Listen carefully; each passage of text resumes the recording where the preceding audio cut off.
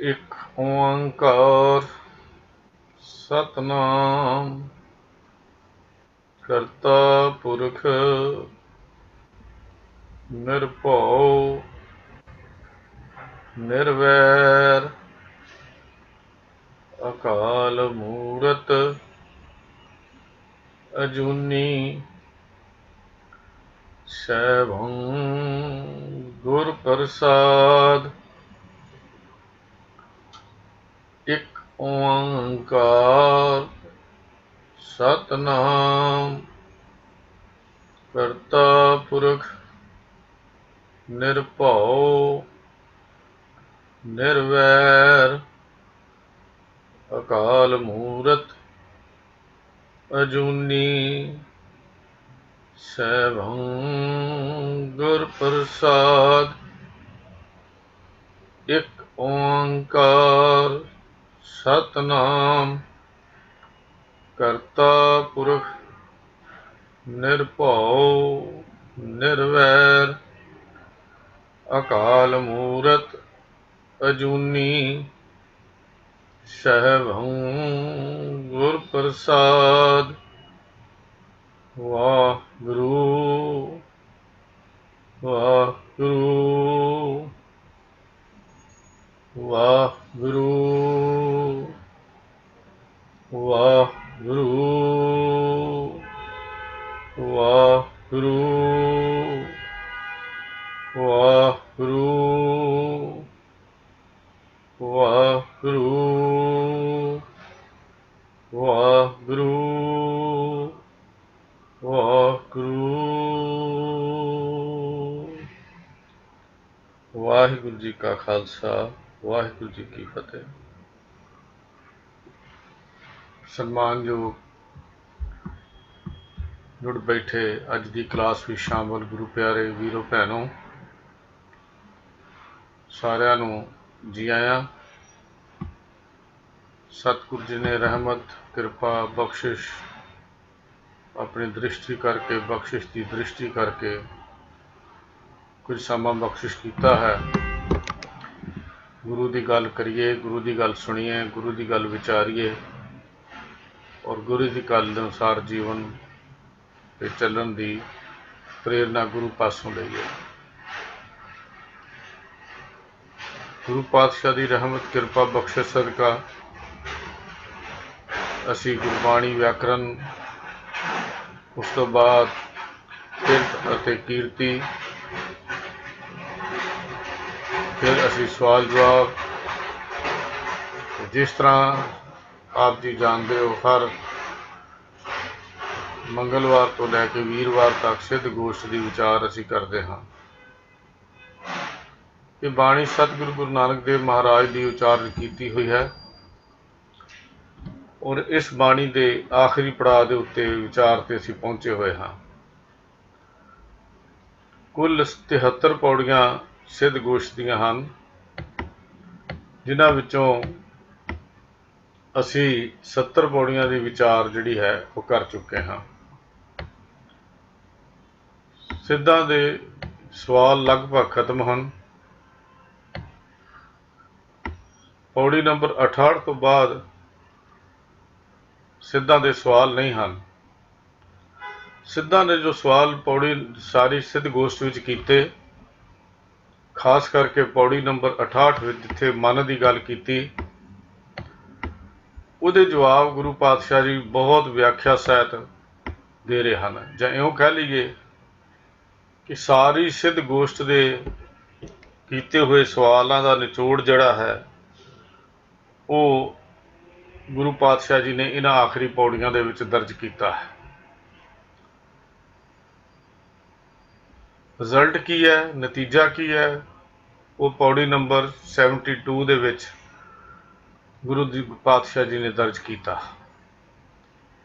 अज की 71वीं पौड़ी 71st पौड़ी जिहड़ी है वो भी उस लड़ी की पौड़ी अगे चल रही है। पौड़ी नंबर 68 दे विच जिहड़ा सवाल सिद्धा ने किया सी भी जगत किस विधि नाल उपजदा है, कित कित बिद जग उपजै पुरखा, कित कित दुख बिन सजाई, ਇੰਨਾ ਹੀ ਸਵਾਲ ਸਨ ਜਿਹਦਾ ਜਵਾਬ ਗੁਰੂ ਪਾਤਸ਼ਾਹ ਜੀ ਨੇ ਲਗਾਤਾਰ ਅੱਗੇ ਉਹਦੀ ਵਿਆਖਿਆ ਕਰਦੇ ਆ ਰਹੇ ਹਨ। ਸਤਿਗੁਰੂ ਨੇ ਜਵਾਬ ਦਿੱਤਾ ਸੀ, ਹਉਮੈ ਵਿੱਚ ਜਗ ਉਪਜੈ ਪੁਰਖਾ, ਨਾਮ ਵਿਸਰੈ ਦੁੱਖ ਪਾਈ। ਮਨ ਦੀ ਝੁਕਾਅ ਬਾਹਰਮੁਖੀ ਹੋਣ ਕਰਕੇ ਹਉਮੈ ਵਿੱਚ ਗਰਸਿਆ ਹੋਇਆ ਇਹ ਵਿਅਕਤੀ ਹੋਂ ਮੈਂ ਕਰਦਾ ਕਰਦਾ ਜੀਵਨ ਦੀ ਬਾਜੀ ਹਾਰ ਜਾਂਦਾ ਹੈ ਔਰ ਪਰਮੇਸ਼ਰ ਦਾ ਨਾਮ ਭੁੱਲ ਕੇ ਇਹਨੂੰ ਫਿਰ ਦੁੱਖ ਮਿਲਦੇ ਹਨ। ਸਤਿਗੁਰੂ ਜੀ ਨੇ, ਗੁਰੂ ਨਾਨਕ ਦੇਵ ਪਾਤਸ਼ਾਹ ਜੀ ਨੇ ਉਹਦੀ ਵਿਆਖਿਆ ਫਿਰ ਸਿੱਖ ਪੌੜੀ ਨੰਬਰ 69 ਵਿੱਚ ਵੀ ਉਹੀ ਜਵਾਬ ਦਿੱਤਾ। 70 ਨੰਬਰ ਪੌੜੀ 'ਚ ਹੋਰ ਉਸ ਦੀ ਵਿਆਖਿਆ ਅੱਗੇ ਕੀਤੀ, ਜਿਹਦੇ ਸਤਿਗੁਰੂ ਜੀ ਨੇ ਦੱਸਿਆ ਸੀ ਕਿ ਸਤਿਗੁਰੂ ਪਰਮੇਸ਼ਰ ਨਾਲ ਮਿਲਾਪ ਗੁਰੂ ਦੀ ਸ਼ਰਨ ਪੈਣ ਤੋਂ ਬਿਨਾਂ ਨਹੀਂ ਹੁੰਦਾ। ਗੁਰੂ ਦੀ ਸ਼ਰਨ ਪੈ ਕੇ ਹੀ ਪਰਮੇਸ਼ਰ ਨਾਲ ਮਿਲਾਪ ਹੋ ਸਕਦਾ ਹੈ ਔਰ ਆਵਾਜਾਈ ਦਾ ਚੱਕਰ ਵੀ ਗੁਰੂ ਤੋਂ ਬਿਨਾਂ ਕੱਟ ਨਹੀਂ ਸਕਦਾ, ਕੱਟਿਆ ਨਹੀਂ ਜਾ ਸਕਦਾ। ਨਾ ਹੀ ਉਸ ਨੂੰ ਦੁਨੀਆ ਦੇ ਪਦਾਰਥਾਂ ਤੋਂ, ਮਮਤਾ ਤੋਂ ਇਹ ਛੁਟਕਾਰਾ ਮਾਇਆ ਦੇ ਧੰਦਿਆਂ ਤੋਂ ਮਿਲ ਸਕਦਾ ਹੈ। ਗੁਰੂ ਨੂੰ ਮਿਲਣ ਤੋਂ ਬਗੈਰ ਪਰਮੇਸ਼ਰ ਦੇ ਨਾਮ ਦੀ ਵੀ ਪ੍ਰਾਪਤੀ ਨਹੀਂ ਹੁੰਦੀ ਔਰ ਪਰਮੇਸ਼ਰ ਦਾ ਨਾਮ ਭੁੱਲ ਕੇ ਇਹਨੂੰ ਜੀਵਨ ਵਿੱਚ ਦੁੱਖ ਸਹਿਰਨੇ ਪੈਂਦੇ ਹਨ। ਆਤਮਿਕ ਦੁੱਖ ਇਹਦੇ ਜੀਵਨ ਦਾ ਘਾਣ ਕਰ ਦਿੰਦੇ ਹਨ ਔਰ ਗੁਰੂ ਤੋਂ ਬਿਨਾਂ ਇਹਦੇ ਜੀਵਨ ਦੇ ਆਤਮਿਕ ਜੀਵਨ ਵਿੱਚ ਘੋਰ ਹਨੇਰਾ ਹੀ ਹਨੇਰਾ ਹੈ। ਰੋਸ਼ਨੀ ਨਹੀਂ ਹੋ ਸਕਦੀ, ਗਿਆਨ ਦੀ ਰੋਸ਼ਨੀ ਨਹੀਂ ਹੁੰਦੀ, ਅਗਿਆਨਤਾ ਦੇ ਹਨੇਰੇ ਵਿੱਚ ਹੀ ਹੈ। ਸੰਸਾਰ ਤਮ ਹੈ, ਅਗਿਆਨਤਾ ਨਾਲ ਭਰਿਆ ਹੋਇਆ ਹਨੇਰਾ ਹੈ, ਪਰ ਤਮ ਸੰਸਾਰ ਚਰਨ ਲਗ ਤਰੀਐ, ਸਭ ਨਾਨਕ ਬ੍ਰਹਮ ਪਸਾਰੋ। ਤਰ ਜਾਈਦਾ ਹੈ ਜੇ ਗੁਰੂ ਦੇ ਚਰਨ ਸ਼ਰਨ ਭਰੋਸਾ ਬਣ ਜਾਏ। ਬਿਨਾਂ ਗੁਰੂ ਦੀ ਚਰਨ ਸ਼ਰਨ ਤੋਂ, ਬਿਨਾਂ ਗੁਰੂ ਦੇ ਭਰੋਸੇ ਤੋਂ, ਗੁਰੂ ਦੀ ਸ਼ਰਨ ਪੈਣ ਤੋਂ ਬਿਨਾਂ ਇਸ ਸੰਸਾਰ ਭਵਜਲ ਤੋਂ ਪਾਰ ਵੀ ਨਹੀਂ ਹੋਇਆ ਜਾ ਸਕਦਾ ਔਰ ਨਾ ਹੀ ਰੋਸ਼ਨੀ ਹੋ ਸਕਦੀ ਹੈ। ਜਿਹੜਾ ਮਨੁੱਖ ਗੁਰੂ ਦੀ ਸ਼ਰਨ ਵਿੱਚ ਨਹੀਂ ਪੈਂਦਾ ਉਹ ਜੀਵਨ ਦੀ ਬਾਜੀ ਹਾਰ ਕੇ ਸੰਸਾਰ ਤੋਂ ਚਲੇ ਜਾਂਦਾ ਹੈ। ਹੁਣ ਦੂਜੇ ਪਾਸੇ ਸਤਿਗੁਰੂ ਜੀ ਨੇ ਅੱਜ ਦੀ ਜਿਹੜੀ ਵਿਚਾਰ ਹੈ ਉਹਦੇ ਵਿੱਚ ਇੱਕ ਹੋਰ ਵਿਸਥਾਰ ਕਰਦਿਆਂ ਦੂਸਰਾ ਪਾਸਾ ਸਾਹਮਣੇ ਰੱਖਿਆ। ਗੁਰਮੁਖ ਮਨ ਜੀਤਾ ਹਉਮੈ ਮਾਰ,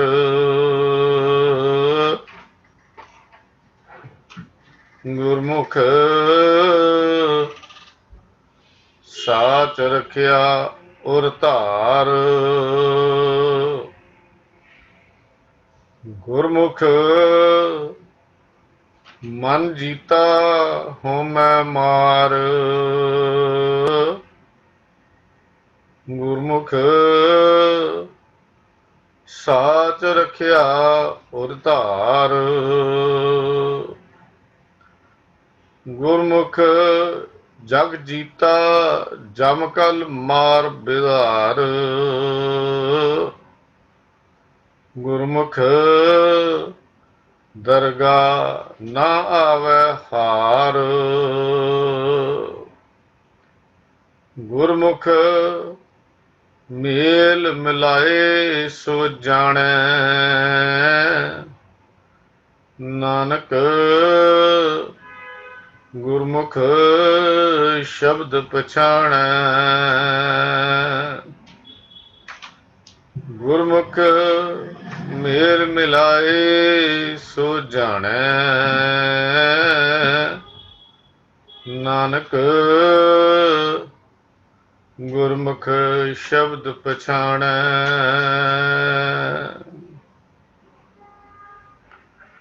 ਸਤਿਗੁਰ ਪਾਤਸ਼ਾਹ ਜੀ ਨੇ ਅੱਜ ਦੇ ਇਹਨਾਂ ਪਾਵਨ ਬਚਨਾਂ ਰਾਹੀਂ ਜੋ ਉਪਦੇਸ਼ ਇਸ ਜਗਤ ਦੀ, ਸੰਸਾਰ ਦੀ ਝੋਲੀ ਵਿੱਚ ਪਾਇਆ, ਸਿੱਧਾਂ ਨੂੰ ਜੀਵਨ ਜਾਚ ਦੱਸੀ ਉਹ ਸਾਰੇ ਸੰਸਾਰ ਦਾ ਮਾਰਗਦਰਸ਼ਨ ਕਰਦੀ ਹੈ।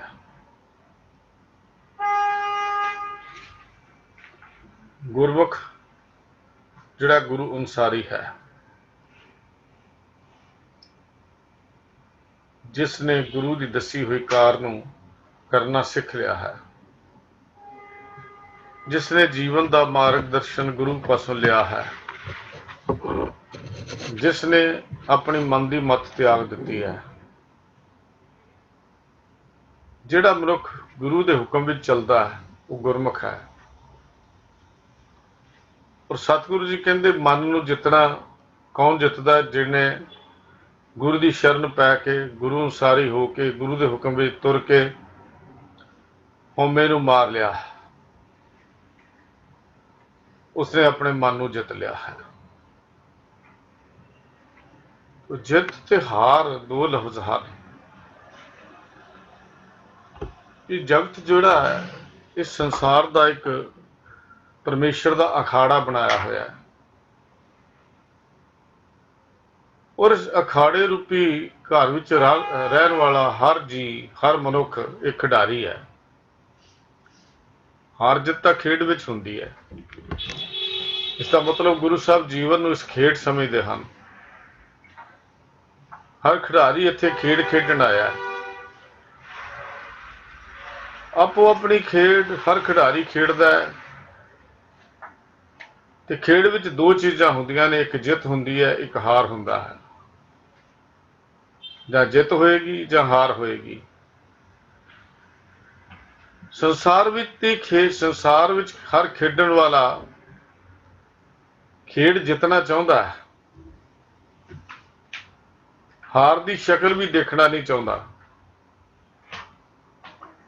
ਇੱਥੋਂ ਤੱਕ ਇਹ ਗੱਲ ਕਰ ਲਈਏ ਕਿ ਆਮ ਮਨੁੱਖ, ਆਮ ਖਿਡਾਰੀ ਹਾਰ ਦਾ ਨਾਂ ਲੈਣਾ ਵੀ ਚੰਗਾ ਨਹੀਂ ਸਮਝਦਾ। ਉਹਨੂੰ ਚੰਗਾ ਹੀ ਨਹੀਂ ਲੱਗਦਾ, ਕਿਉਂਕਿ ਹਾਰ ਕਿਸੇ ਵੀ ਖਿਡਾਰੀ ਨੂੰ ਚੰਗੀ ਨਹੀਂ ਲੱਗਦੀ। ਹਮੇਸ਼ਾ ਜਿੱਤਣਾ ਹੀ ਚਾਹੁੰਦਾ। ਖੇਡ ਕੋਈ ਵੀ ਹੋਵੇ,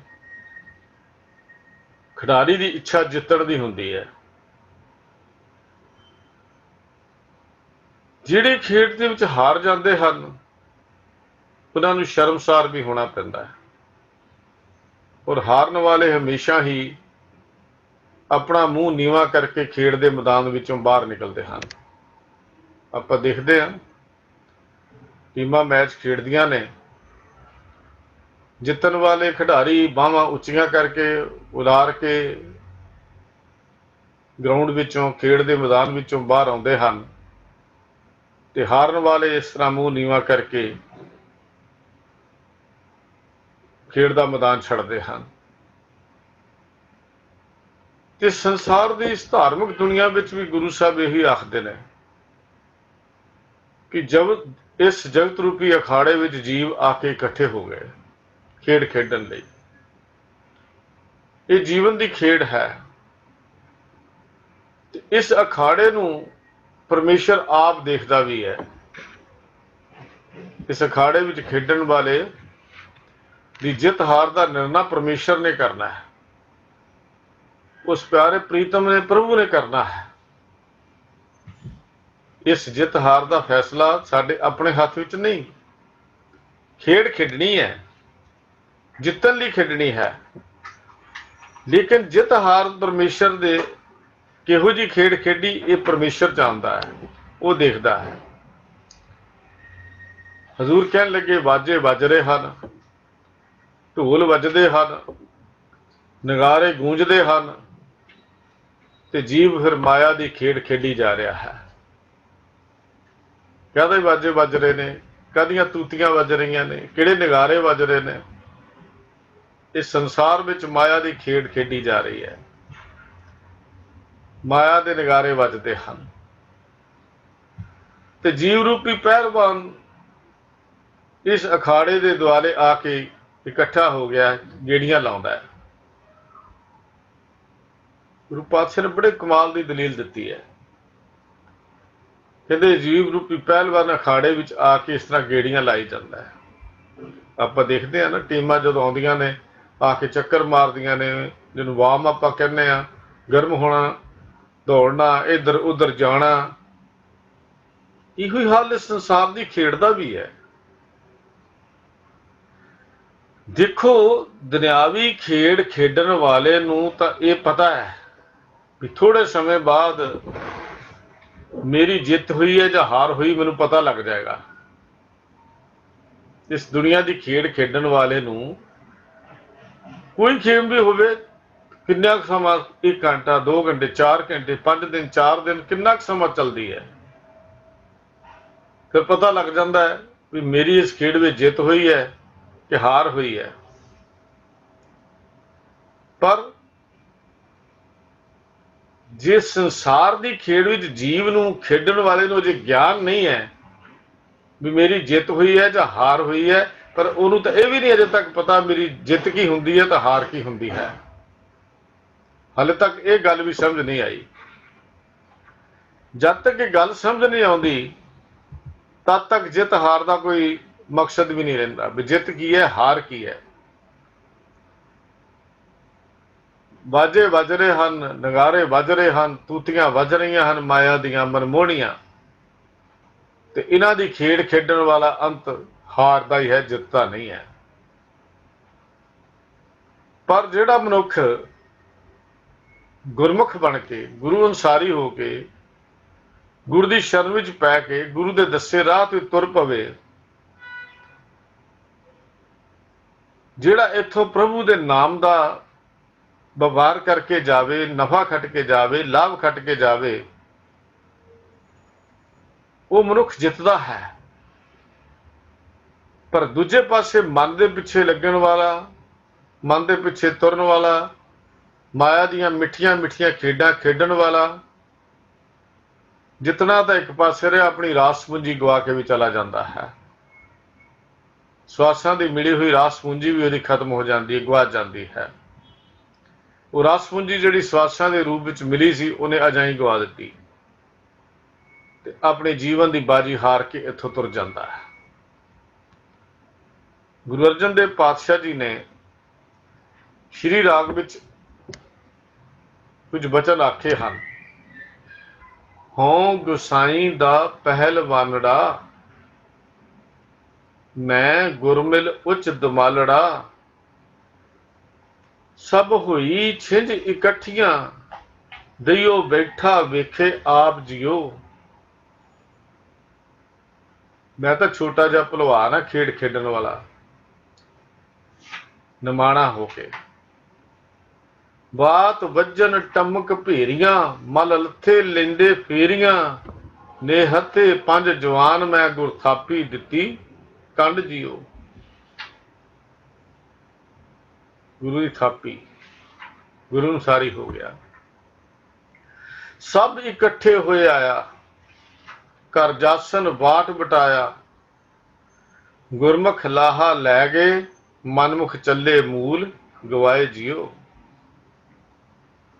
वाट बटाया, घर जासन, देखो सब इकट्ठे हुए खेड खेडण आए, सब इकट्ठे होके खेड खेडते ने, घर जासन जाणगे, वाट बटाया, पर मालक बाजी हारन वाले बार बार उन्हां दा चक्कर चलता रहेगा। वाट बटाया, रूह बटा के फिर आ जाते हैं। क्यों? क्योंकि गुरमुख नहीं बने, गुरु अनुसारी नहीं हुए, गुरु की चरण शन भरोसा नहीं बनया, गुरु ते विश्वास नहीं होया, आत्मक जीवन में हनेरा ही बनया रहा, चानन होया नहीं। फिर गुरु पातशाह जी उन्होंने लफ्ज वरते ने, घर जासन वाट बटाया, जाते ने खत्म होएगी जी खेड, पर फिर खेड खेडन किसी ना किसी रूप में फिर आ जाएगा। क्यों? क्योंकि समझ नहीं आई। फिर इत्थे सतगुरु जी ने अगे नाल ही गल स्पष्ट करती, गुरमुख लाहा लै गए, मनमुख चले मूल गवाए जिए। जिहड़े गुरमुख हैं, गुरु अनुसारी हैं, वो लाहा खट के जाते हैं, मनमुख अपना मूल भी गवा जाते हैं। गुरु साहब जी ने साढ़े सामने एक सवाल रख दिता सवाल यह है भी जितेगा कौन तो हारेगा कौन। सतगुरु कहते गुरमुख मन जीता हौमे मार। इन्नी क गल साडी समझ विच आउंदी नहीं। जिस मनुख नूं गुरु दे उपदेश की सोझी हो जाती है उस नूं जिस जीवन विच जित ते हार दा फर्क भी समझ आ जाता है। बेनती है पहला तो सानू जीवन दे विच जित हार दा पता ही नहीं। ਅਸੀਂ ਤਾਂ ਜਿਹੜੀ ਖੇਡ ਮਾਇਆ ਦੀ ਖੇਡਦੇ ਆ ਅਸੀਂ ਆਪਣੇ ਆਪ ਨੂੰ ਉਹਦੇ ਵਿੱਚ ਜਿੱਤਿਆ ਹੋਇਆ ਗਿਣਦੇ ਹਾਂ। ਸਾਡੀ ਜਿੱਤ ਹਾਰ ਕਿਹਦੀ ਹੈ? ਦੁਨੀਆ ਦੇ ਪਦਾਰਥਾਂ ਦੀ। ਕਿੰਨਾ ਕੁ ਪਦਾਰਥ ਇਕੱਠੇ ਹੋ ਗਏ, ਕਿੰਨੀ ਕੁ ਮਾਇਆ ਇਕੱਠੀ ਹੋ ਗਈ, ਕਿੰਨੀ ਕੁ ਦੌਲਤ ਇਕੱਠੀ ਹੋ ਗਈ। ਜਿਹਦੇ ਕੋਲ ਜ਼ਿਆਦਾ ਉਹ ਕਿ ਬੜੀਆਂ ਸ਼ੇਖੀਆਂ ਫੜਾ ਮਾਰ ਕੇ ਕਹਿੰਦਾ ਲਓ ਮੈਨੂੰ ਤਾਂ ਸਾਰਾ ਕੰਮ ਆਉਂਦਾ, ਇਹਨੂੰ ਤਾਂ ਕੰਮ ਹੀ ਕਰਨਾ ਨਹੀਂ ਆਇਆ, ਇਹਨੂੰ ਤਾਂ ਵਪਾਰ ਕਰਨਾ ਨਹੀਂ ਆਇਆ, ਇਹਨੂੰ ਤਾਂ ਪੈਸਾ ਕਮਾਉਣਾ ਹੀ ਨਹੀਂ ਆਇਆ। ਭਾਵੇਂ ਦੁਨੀਆ ਦੀਆਂ ਜੇਬਾਂ ਕੱਟ ਕੇ ਆਪਣੀਆਂ ਜੇਬਾਂ ਭਰ ਲਈਆਂ ਹੋਣ ਪਰ ਇਹ ਗੱਲ ਇਹੋ ਹੀ ਕਹਿੰਦਾ ਮੈਂ ਤਾਂ ਬੜਾ ਕੁਝ ਜਾਣਦਾ ਹਾਂ। ਉਹਨੂੰ ਪਤਾ ਹੀ ਨਹੀਂ ਜਿੱਤ ਕੀ ਹੈ ਹਾਰ ਕੀ ਹੈ, ਖੇਡ ਕਿਹੜੀ ਖੇਡਣੀ ਹੈ ਕਿਹੜੀ ਨਹੀਂ ਖੇਡਣੀ ਹੈ। ਜਿੱਤਣ ਦਾ ਪਤਾ ਹੋਵੇਗਾ ਤਾਂ ਗੁਰਮੁਖ ਬਣੇਗਾ। ਗੁਰੂ ਪਾਤਸ਼ਾਹ ਜੀ ਨੇ ਸਿੱਧਾਂ ਦੇ ਨਾਲ ਵਿਚਾਰ ਚਰਚਾ ਕਰਦਿਆਂ ਗੱਲ ਸਮਝਾ ਦਿੱਤੀ। ਕਹਿਣ ਲੱਗੇ ਜਿੱਤ ਤੇ ਹਾਰ ਦਾ ਫਰਕ ਕਿਹਨੂੰ ਸਮਝ ਆਉਂਦਾ ਹੈ? ਜਿਹੜਾ ਗੁਰੂ ਦੇ ਉਪਦੇਸ਼ ਦੀ ਸੋਝੀ ਹੋ ਜਾਂਦੀ ਹੈ, ਗੁਰੂ ਦਾ ਉਪਦੇਸ਼ ਮੰਨ ਲੈਂਦਾ ਹੈ, ਜਿਸ ਨੂੰ ਗੁਰੂ ਦੇ ਕਹੇ ਹੋਏ ਬੋਲ ਸਮਝ ਆ ਜਾਂਦੇ ਹਨ। ਗੁਰੂ ਦਾ ਗਿਆਨ ਉਹਦਾ ਮਾਰਗਦਰਸ਼ਨ ਕਰਦਾ ਹੈ। ਗੁਰੂ ਵੱਲੋਂ ਦਿੱਤਾ ਹੋਇਆ ਗਿਆਨ ਫਿਰ ਉਹਦਾ ਮਾਰਗਦਰਸ਼ਨ ਕਰਦਾ ਹੈ, ਉਹਨੂੰ ਰਸਤਾ ਦਿਖਾਉਂਦਾ ਹੈ। ਗੁਰੂ ਦਾ ਗਿਆਨ ਜਿਹੜਾ ਹੈ ਜਿਵੇਂ ਹਨੇਰੇ ਘਰ ਵਿੱਚ ਕੋਈ ਦੀਵਾ ਜਗਾ ਦਈਏ ਤਾਂ ਸਾਰੀਆਂ ਚੀਜ਼ਾਂ ਦਿਸਣ ਲੱਗ ਪੈਂਦੀਆਂ ਹਨ ਜੋ ਹਨੇਰੇ ਕਰਕੇ ਨਹੀਂ ਸੀ ਦਿਸਦੀਆਂ।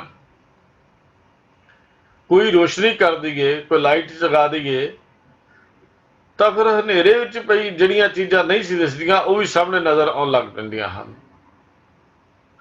ਇਸੇ ਤਰ੍ਹਾਂ ਹੀ ਗੁਰੂ ਅਨੁਸਾਰੀ ਹੋ ਕੇ ਹੀ ਮਨੁੱਖ ਨੂੰ ਆਪਣੇ ਇਸ ਸਰੀਰ ਦੇ ਘਰ ਦੀ ਕੀਮਤ ਦਾ ਪਤਾ ਲੱਗਦਾ ਹੈ ਵੀ ਮੇਰੀ ਕੀਮਤ ਕੀ ਹੈ, ਨਹੀਂ ਤਾਂ ਜਾਈ ਚਲਾ ਜਾਂਦਾ ਹੈ। ਤੇ ਉਸ ਨੂੰ ਫਿਰ ਇਸ ਮਾਇਆ ਦੀਆਂ ਖੇਡਾਂ ਖੇਡਣ ਤੋਂ ਬਚਣ ਦਾ ਸਾਧਨ ਵੀ ਲੱਭਦਾ ਹੈ ਤੇ ਅਸਲ ਵਿੱਚ ਉਹ ਜਿੱਤਦਾ ਹੈ, ਉਹ ਜਿੱਤ ਕੇ ਜਾਂਦਾ ਹੈ। ਪਰ ਮਿਲਦਾ ਕਿਹਨੂੰ ਹੈ? ਸਮਝ ਕਿਹਨੂੰ ਆਉਂਦੀ ਹੈ? ਕਰ ਕਿਰਪਾ ਜੋ ਸਤਿਗੁਰ ਮਿਲਿਓ, ਜਿਹਨੂੰ ਗੁਰੂ ਦਾ ਮਿਲਾਪ ਹੋ ਗਿਆ, ਗੁਰਮੁਖ ਬਣ ਗਿਆ। ਮਨ ਮੰਦਰ ਮੈਂ ਦੀਪਕ ਜਲਿਓ, ਅੰਦਰ ਗੁਰੂ ਦੇ ਸ਼ਬਦ ਦਾ ਦੀਵਾ ਬਲ ਗਿਆ, ਸ਼ਬਦ ਦੀ ਰੋਸ਼ਨੀ ਹੋ ਗਈ।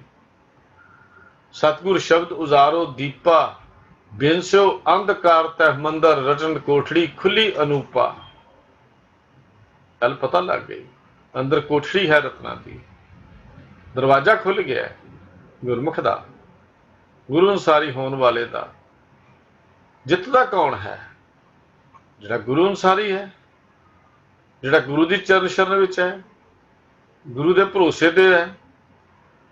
ਕਿਹਨੂੰ ਸਮਝ ਆਉਂਦੀ ਇਸ ਗੱਲ? ਕਰ ਕਿਰਪਾ ਜੋ ਸਤਿਗੁਰ ਮਿਲਿਓ, ਮਨ ਮੰਦਰ ਮੈਂ ਦੀਪਕ ਜਲਿਓ। ਫਿਰ ਕੀ ਹੋਇਆ? जीत हार की सोझी करी तो इस घर की कीमत परी। फिर इस शरीर के मनुखी जामे की कीमत का पता लगता है जो जित हार का पता लगे। जो जित हार का ही नहीं पता जित की है हार की है, हर बंदा अपने आप को जितिया ही गिनी जाएगा।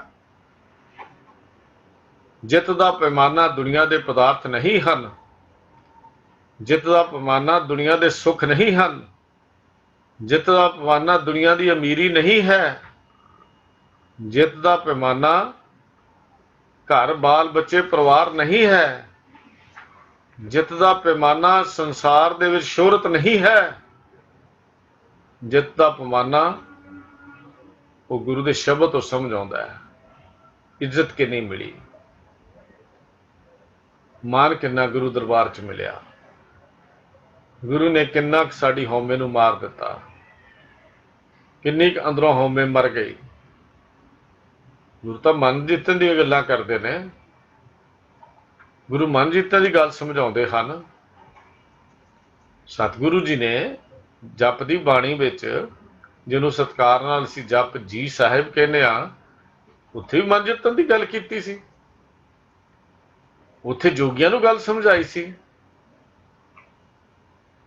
ਮਨ ਜਿੱਤੇ ਜਗਜੀਤ ਕਹਿ ਕੇ, ਵੀ ਜੇ ਜਗਤ ਜਿੱਤਿਆ ਗਿਆ ਮਨ ਨੂੰ ਜਿੱਤ ਕੇ, ਬਾਜੀ ਜਿੱਤੀ ਗਈ ਜਗਤ ਦੀ ਜੇ ਮਨ ਜਿੱਤਿਆ ਗਿਆ।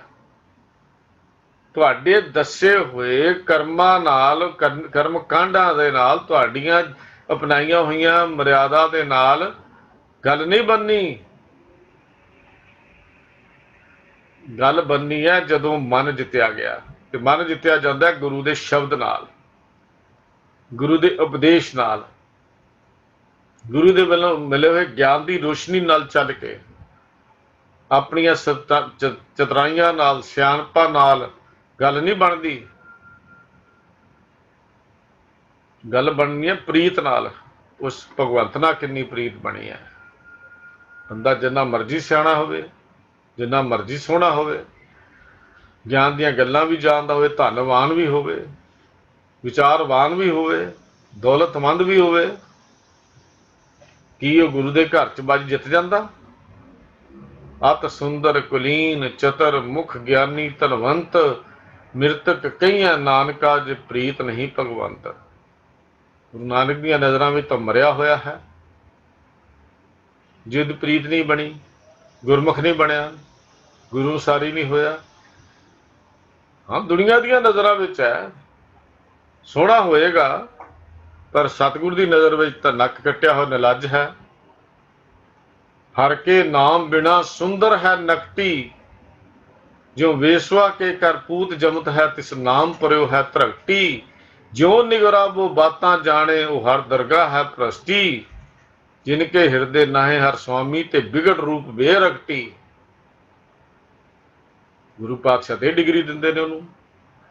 ਇਹ ਸਨਮਾਨ ਉਹਦੇ ਲਈ ਰੱਖਿਆ ਹੋਇਆ ਗੁਰੂ ਮਹਾਰਾਜ ਦੇ ਦਰਬਾਰ ਦੇ ਉੱਤੇ। ਕਹਿੰਦੇ ਜਿੰਨਾ ਮਰਜ਼ੀ ਸੋਹਣਾ ਹੋਵੇ, ਪਰ ਪਰਮੇਸ਼ਰ ਦੀ ਬੰਦਗੀ ਨਾ ਹੋਵੇ, ਕਹਿੰਦੇ ਨੇ ਉਹ ਸੁਹੱਪਣ ਵੀ ਕਾਹਦਾ, ਕਹਿੰਦੇ ਉਹਦਾ ਨੱਕ ਕੱਟਿਆ ਹੋਇਆ ਨਿਲੱਜ ਹੈ, ਜਿਹਨੂੰ ਸ਼ਰਮ ਨਹੀਂ ਹੈ। ਅਸੀਂ ਕਹਿੰਦੇ ਤੇਰਾ ਤਾਂ ਨੱਕ ਬਰਾਦਰੀ 'ਚ ਕੱਟਿਆ ਜਾਏਗਾ। ਕੀ ਹੁੰਦਾ ਨੱਕ ਕੱਟਣਾ? ਬੇਇੱਜ਼ਤੀ ਹੋ ਜਾਏਗੀ, ਇੱਜ਼ਤ ਨਹੀਂ ਰਹੇਗੀ। ਤਾਂ ਗੁਰੂ ਸਾਹਿਬ ਕਹਿੰਦੇ ਹਰ ਕੇ ਨਾਮ ਬਿਨਾ ਸੁੰਦਰ ਹੈ ਨਕਟੀ। ਕਹਿੰਦੇ ਕਿਹਦੇ ਵਰਗਾ? ਜਿਵੇਂ ਜਿਉਂ ਵੇਸਵਾ ਕੇ ਕਰਪੂਤ ਜਮਤ ਹੈ ਤਿਸ ਨਾਮ ਪਰਿਓ ਹੈ ਧਰਕਟੀ। ਪਤਾ ਹੀ ਨਹੀਂ ਉਹਦੇ ਬਾਪ ਦਾ ਨਾਮ ਕੀ ਹੈ। ਵੇਸਵਾ ਦੇ ਘਰ ਬਾਲ ਪੈਦਾ ਹੋ ਗਿਆ, ਬਾਪ ਦਾ ਨਾਂ ਹੀ ਨਹੀਂ ਪਤਾ। ਉਹ ਤਾਂ ਇਹੋ ਜਿਹਾ ਹੈ। ਜਿਉਂ ਨਿਗੁਰਾਬੋ ਬਾਤਾਂ ਜਾਣੇ। ਗੱਲਾਂ ਤਾਂ ਬਹੁਤ ਆਉਂਦੀਆਂ ਨੇ। ਹਰ ਜਾ ਸੁਣੇ ਨਾ ਹਰ ਗੁਣ ਗਾਵੇ, ਬਾਤਨ ਹੀ ਅਸਮਾਨ ਗਿਰਾਵੇ। ਐਸੇ ਲੋਗਣ ਸਿਉ ਕਿਆ ਕਹੀਏ, ਜੋ ਪ੍ਰਭ ਕੀਏ ਭਗਤ ਬਾਹਰ ਤਿੰਨ ਤੇ ਸਦਾ ਡਰਾਨੇ ਰਹੀਏ। ਗੱਲਾਂ ਗੱਲਾਂ ਦਾ ਅਸਮਾਨ ਥੱਲੇ ਸੁੱਟ ਲੈਂਦੇ ਨੇ। ਉਹ ਸਾਨੂੰ ਪਤਾ ਜੀ ਧਰਮ ਕੀ ਹੁੰਦਾ ਹੈ, ਅਸੀਂ ਜਾਣਦੇ ਹਾਂ ਨਾਮ ਕੀ ਹੁੰਦਾ ਹੈ। ਗੁਰੂ ਦੀ ਸ਼ਰਨ ਲਈ ਨਹੀਂ, ਗੁਰੂ ਦੀ ਗੱਲ ਸੁਣੀ ਨਹੀਂ। ਦਲੀਲਾਂ ਨਾਲ ਇਉਂ ਦੇਣਗੇ ਜਿਵੇਂ ਸਾਰੀ ਦੁਨੀਆ ਦਾ ਗਿਆਨ ਉਹਨਾਂ ਨੂੰ ਹੁੰਦਾ ਹੈ। ਤੇ ਗੁਰੂ ਸਾਹਿਬ ਇਹਨਾਂ ਲਈ ਗੱਲ ਕਰ ਰਹੇ ਨੇ। ਜਿਉਂ ਨਿਗੁਰਾ ਬਹੁ ਬਾਤਾਂ ਜਾਣੇ, ਉਹ ਹਰ ਦਰਗਾਹ ਹੈ ਭ੍ਰਿਸ਼ਟੀ। ਦਰਗਾਹ ਵਿੱਚ ਭ੍ਰਿਸ਼ਟਿਆ ਹੋਇਆ ਹੈ। ਫਿਰ ਕਹਿੰਦੇ ਬਿਗੜ ਰੂਪ ਬੇਰਖਟੀ। ਚਾਲ ਹੀ ਵਿਗੜ ਗਈ, ਜੀਵਨ ਦੀ ਸੋਝੀ ਨਹੀਂ ਹੋਈ। ਵਿਗੜਿਆ ਹੋਇਆ ਰੂਪ। ਕਿਸੇ ਗੰਭੀਰ ਰੋਗ ਦੇ ਨਾਲ ਬੰਦੇ ਦੀ ਸ਼ਕਲ ਬਦਲ ਜਾਏ, ਕਿਹੋ ਜਿਹਾ ਲੱਗਦਾ ਹੈ? ਕਰੂਪ ਲੱਗਦਾ ਹੈ। ਪਰ ਗੁਰੂ ਦੀਆਂ ਨਜ਼ਰਾਂ ਵਿੱਚ ਕਰੂਪ ਕੌਣ ਹੈ? ਜਿਸ ਦੇ ਅੰਦਰ ਵਾਹਿਗੁਰੂ ਦੀ ਨਾਮ ਨਹੀਂ ਹੈ, ਗੁਰਮੁਖ ਨਹੀਂ ਬਣਿਆ, ਗੁਰੂ ਅਨੁਸਾਰੀ ਨਹੀਂ ਹੋਇਆ। ਹਾਂ, ਗੁਰੂ ਮਿਲ ਜਾਏ, ਸਮਝ ਆ ਜਾਂਦੀ ਹੈ ਜਿੱਤ ਹਾਰ ਕੀ ਹੈ, ਜਿੱਤਣਾ ਕੀ ਹੈ, ਹਾਰਨਾ ਕੀ ਹੈ, ਪਤਾ ਲੱਗਦਾ ਹੈ। ਜਦੋਂ ਜਿੱਤ ਤੇ ਹਾਰ ਦਾ ਗਿਆਨ ਹੋ ਗਿਆ, ਜਿੱਤ ਤੇ ਹਾਰ ਦਾ ਫਰਕ ਪਤਾ ਲੱਗ ਗਿਆ, ਜਦੋਂ ਇਹ ਸਮਝ ਆ ਜਾਈ ਕਿ ਜਿੱਤ ਕਿੰਨੀ ਵੱਡੀ ਹੈ, ਕਿੰਨੀ ਮਹਾਨ ਹੈ, ਤੇ ਹਾਰ ਕਿੰਨੀ ਨਮੋਸ਼ੀ ਭਰੀ ਹੈ, ਫਿਰ ਹੁਣ ਜਿੱਤ ਹਾਰ ਦੀ ਜ਼ਿੰਮੇਵਾਰੀ ਇਸ ਮਨੁੱਖੀ ਰੂਪੀ ਘਰ ਵਿੱਚ ਵਸ ਰਹੇ ਜੀਵ ਦੀ ਹੈ। ਮੇਰੇ ਜੀਵਨ ਦੀ ਖੇਡ ਕਿਹੋ ਜਿਹੀ ਖੇਡਣੀ ਹੈ। ਗੁਰੂ ਅਨੁਸਾਰ ਹੀ ਗੁਰਮੁਖ ਬਣ ਕੇ ਖੇਡਣੀ ਹੈ ਜਾਂ ਮਨਮੁਖ ਬਣ ਕੇ ਖੇਡਣੀ ਹੈ। ਜੀਵਨ ਤੇ ਮੌਤ ਦਾ ਵਿਚਕਾਰਲਾ ਸਮਾਂ ਹੈ ਖੇਡ ਖੇਡਣ ਦਾ। ਜਿਵੇਂ ਖੇਡ ਦਾ ਕੋਈ ਸਮਾਂ ਹੁੰਦਾ ਨਾ, ਜੀਵਨ ਦੀ ਖੇਡ ਦਾ ਸਮਾਂ ਹੈ ਜੀਵਨ ਦੇ ਜਨਮ ਤੋਂ ਤੇ ਮੌਤ ਦੇ ਆਉਣ ਤੋਂ ਪਹਿਲਾਂ ਦਾ ਵਿਚਕਾਰਲਾ ਜੋ ਸਮਾਂ ਹੈ ਉਹ ਖੇਡ ਖੇਡਣ ਦਾ ਹੈ। ਇਸ ਸਮੇਂ ਵਿੱਚ ਕੀਤੇ ਹੋਏ ਸੰਸਕਾਰਾਂ ਨਾਲ ਹੀ ਜਿੱਤ ਤੇ ਹਾਰ ਦਾ ਫੈਸਲਾ ਹੋਣਾ ਹੈ। ਜਿਹੜੇ ਸੰਸਕਾਰ ਇਹਦੇ ਵਿੱਚ ਕੀਤੇ, ਜਿੱਤ ਹਾਰ ਦਾ ਨਿਰਣਾ ਇਹਨਾਂ ਅਨੁਸਾਰ ਹੋਣਾ ਹੈ।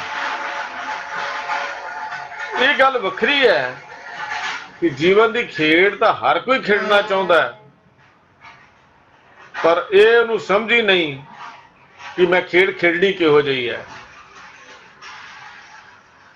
ਉਹ ਤਾਂ ਗੁਰੂ ਨੇ ਦੱਸਿਆ ਨਾ ਵੀ ਮਨ ਜੀਤਾ ਹੋਮੇ ਮਾਰ। ਉਹ ਤਾਂ ਖੇਡਣ ਦੀ ਗੱਲ ਤਾਂ ਗੁਰੂ ਨੇ ਸਮਝਾਈ ਹੈ। ਸਤਿਗੁਰੂ ਕਹਿੰਦੇ ਭੋਲਿਆ ਦੇਖ ਮੌਤ ਤੇਰਾ ਪਿੱਛਾ ਕਰ ਰਹੀ ਹੈ, ਮਤ ਸਮਝੀ ਹਰ ਪਲ ਤੇ ਹਰ ਘੜੀ ਤੇ ਤੇਰਾ ਪਿੱਛਾ ਕਰ ਰਹੀ ਹੈ। ਇਹ ਵੀ ਨਹੀਂ ਪਤਾ ਜੀਵਨ ਦੀ ਖੇਡ ਕਦੋਂ ਮੁੱਕ ਜਾਏ, ਤੈਨੂੰ ਇਹ ਵੀ ਨਹੀਂ ਪਤਾ। ਬਾਕੀ ਦੁਨੀਆ ਦੀ ਖੇਡਾਂ ਦਾ ਤਾਂ ਟਾਈਮ ਹੁੰਦਾ ਨਾ, 2 ਦਿਨ 1 ਦਿਨ ਚਾਹੇ ਘੰਟਾ 2 ਘੰਟੇ 20 ਮਿੰਟ 30 ਮਿੰਟ। ਤੇਰੀ ਖੇਡ ਦਾ ਤਾਂ ਸਮਾਂ ਹੀ ਕੋਈ ਨਹੀਂ, ਜਿਹੜੀ ਖੇਡ ਖੇਡਣ ਤੂੰ ਸੰਸਾਰ ਵਿੱਚ ਆਇਆ।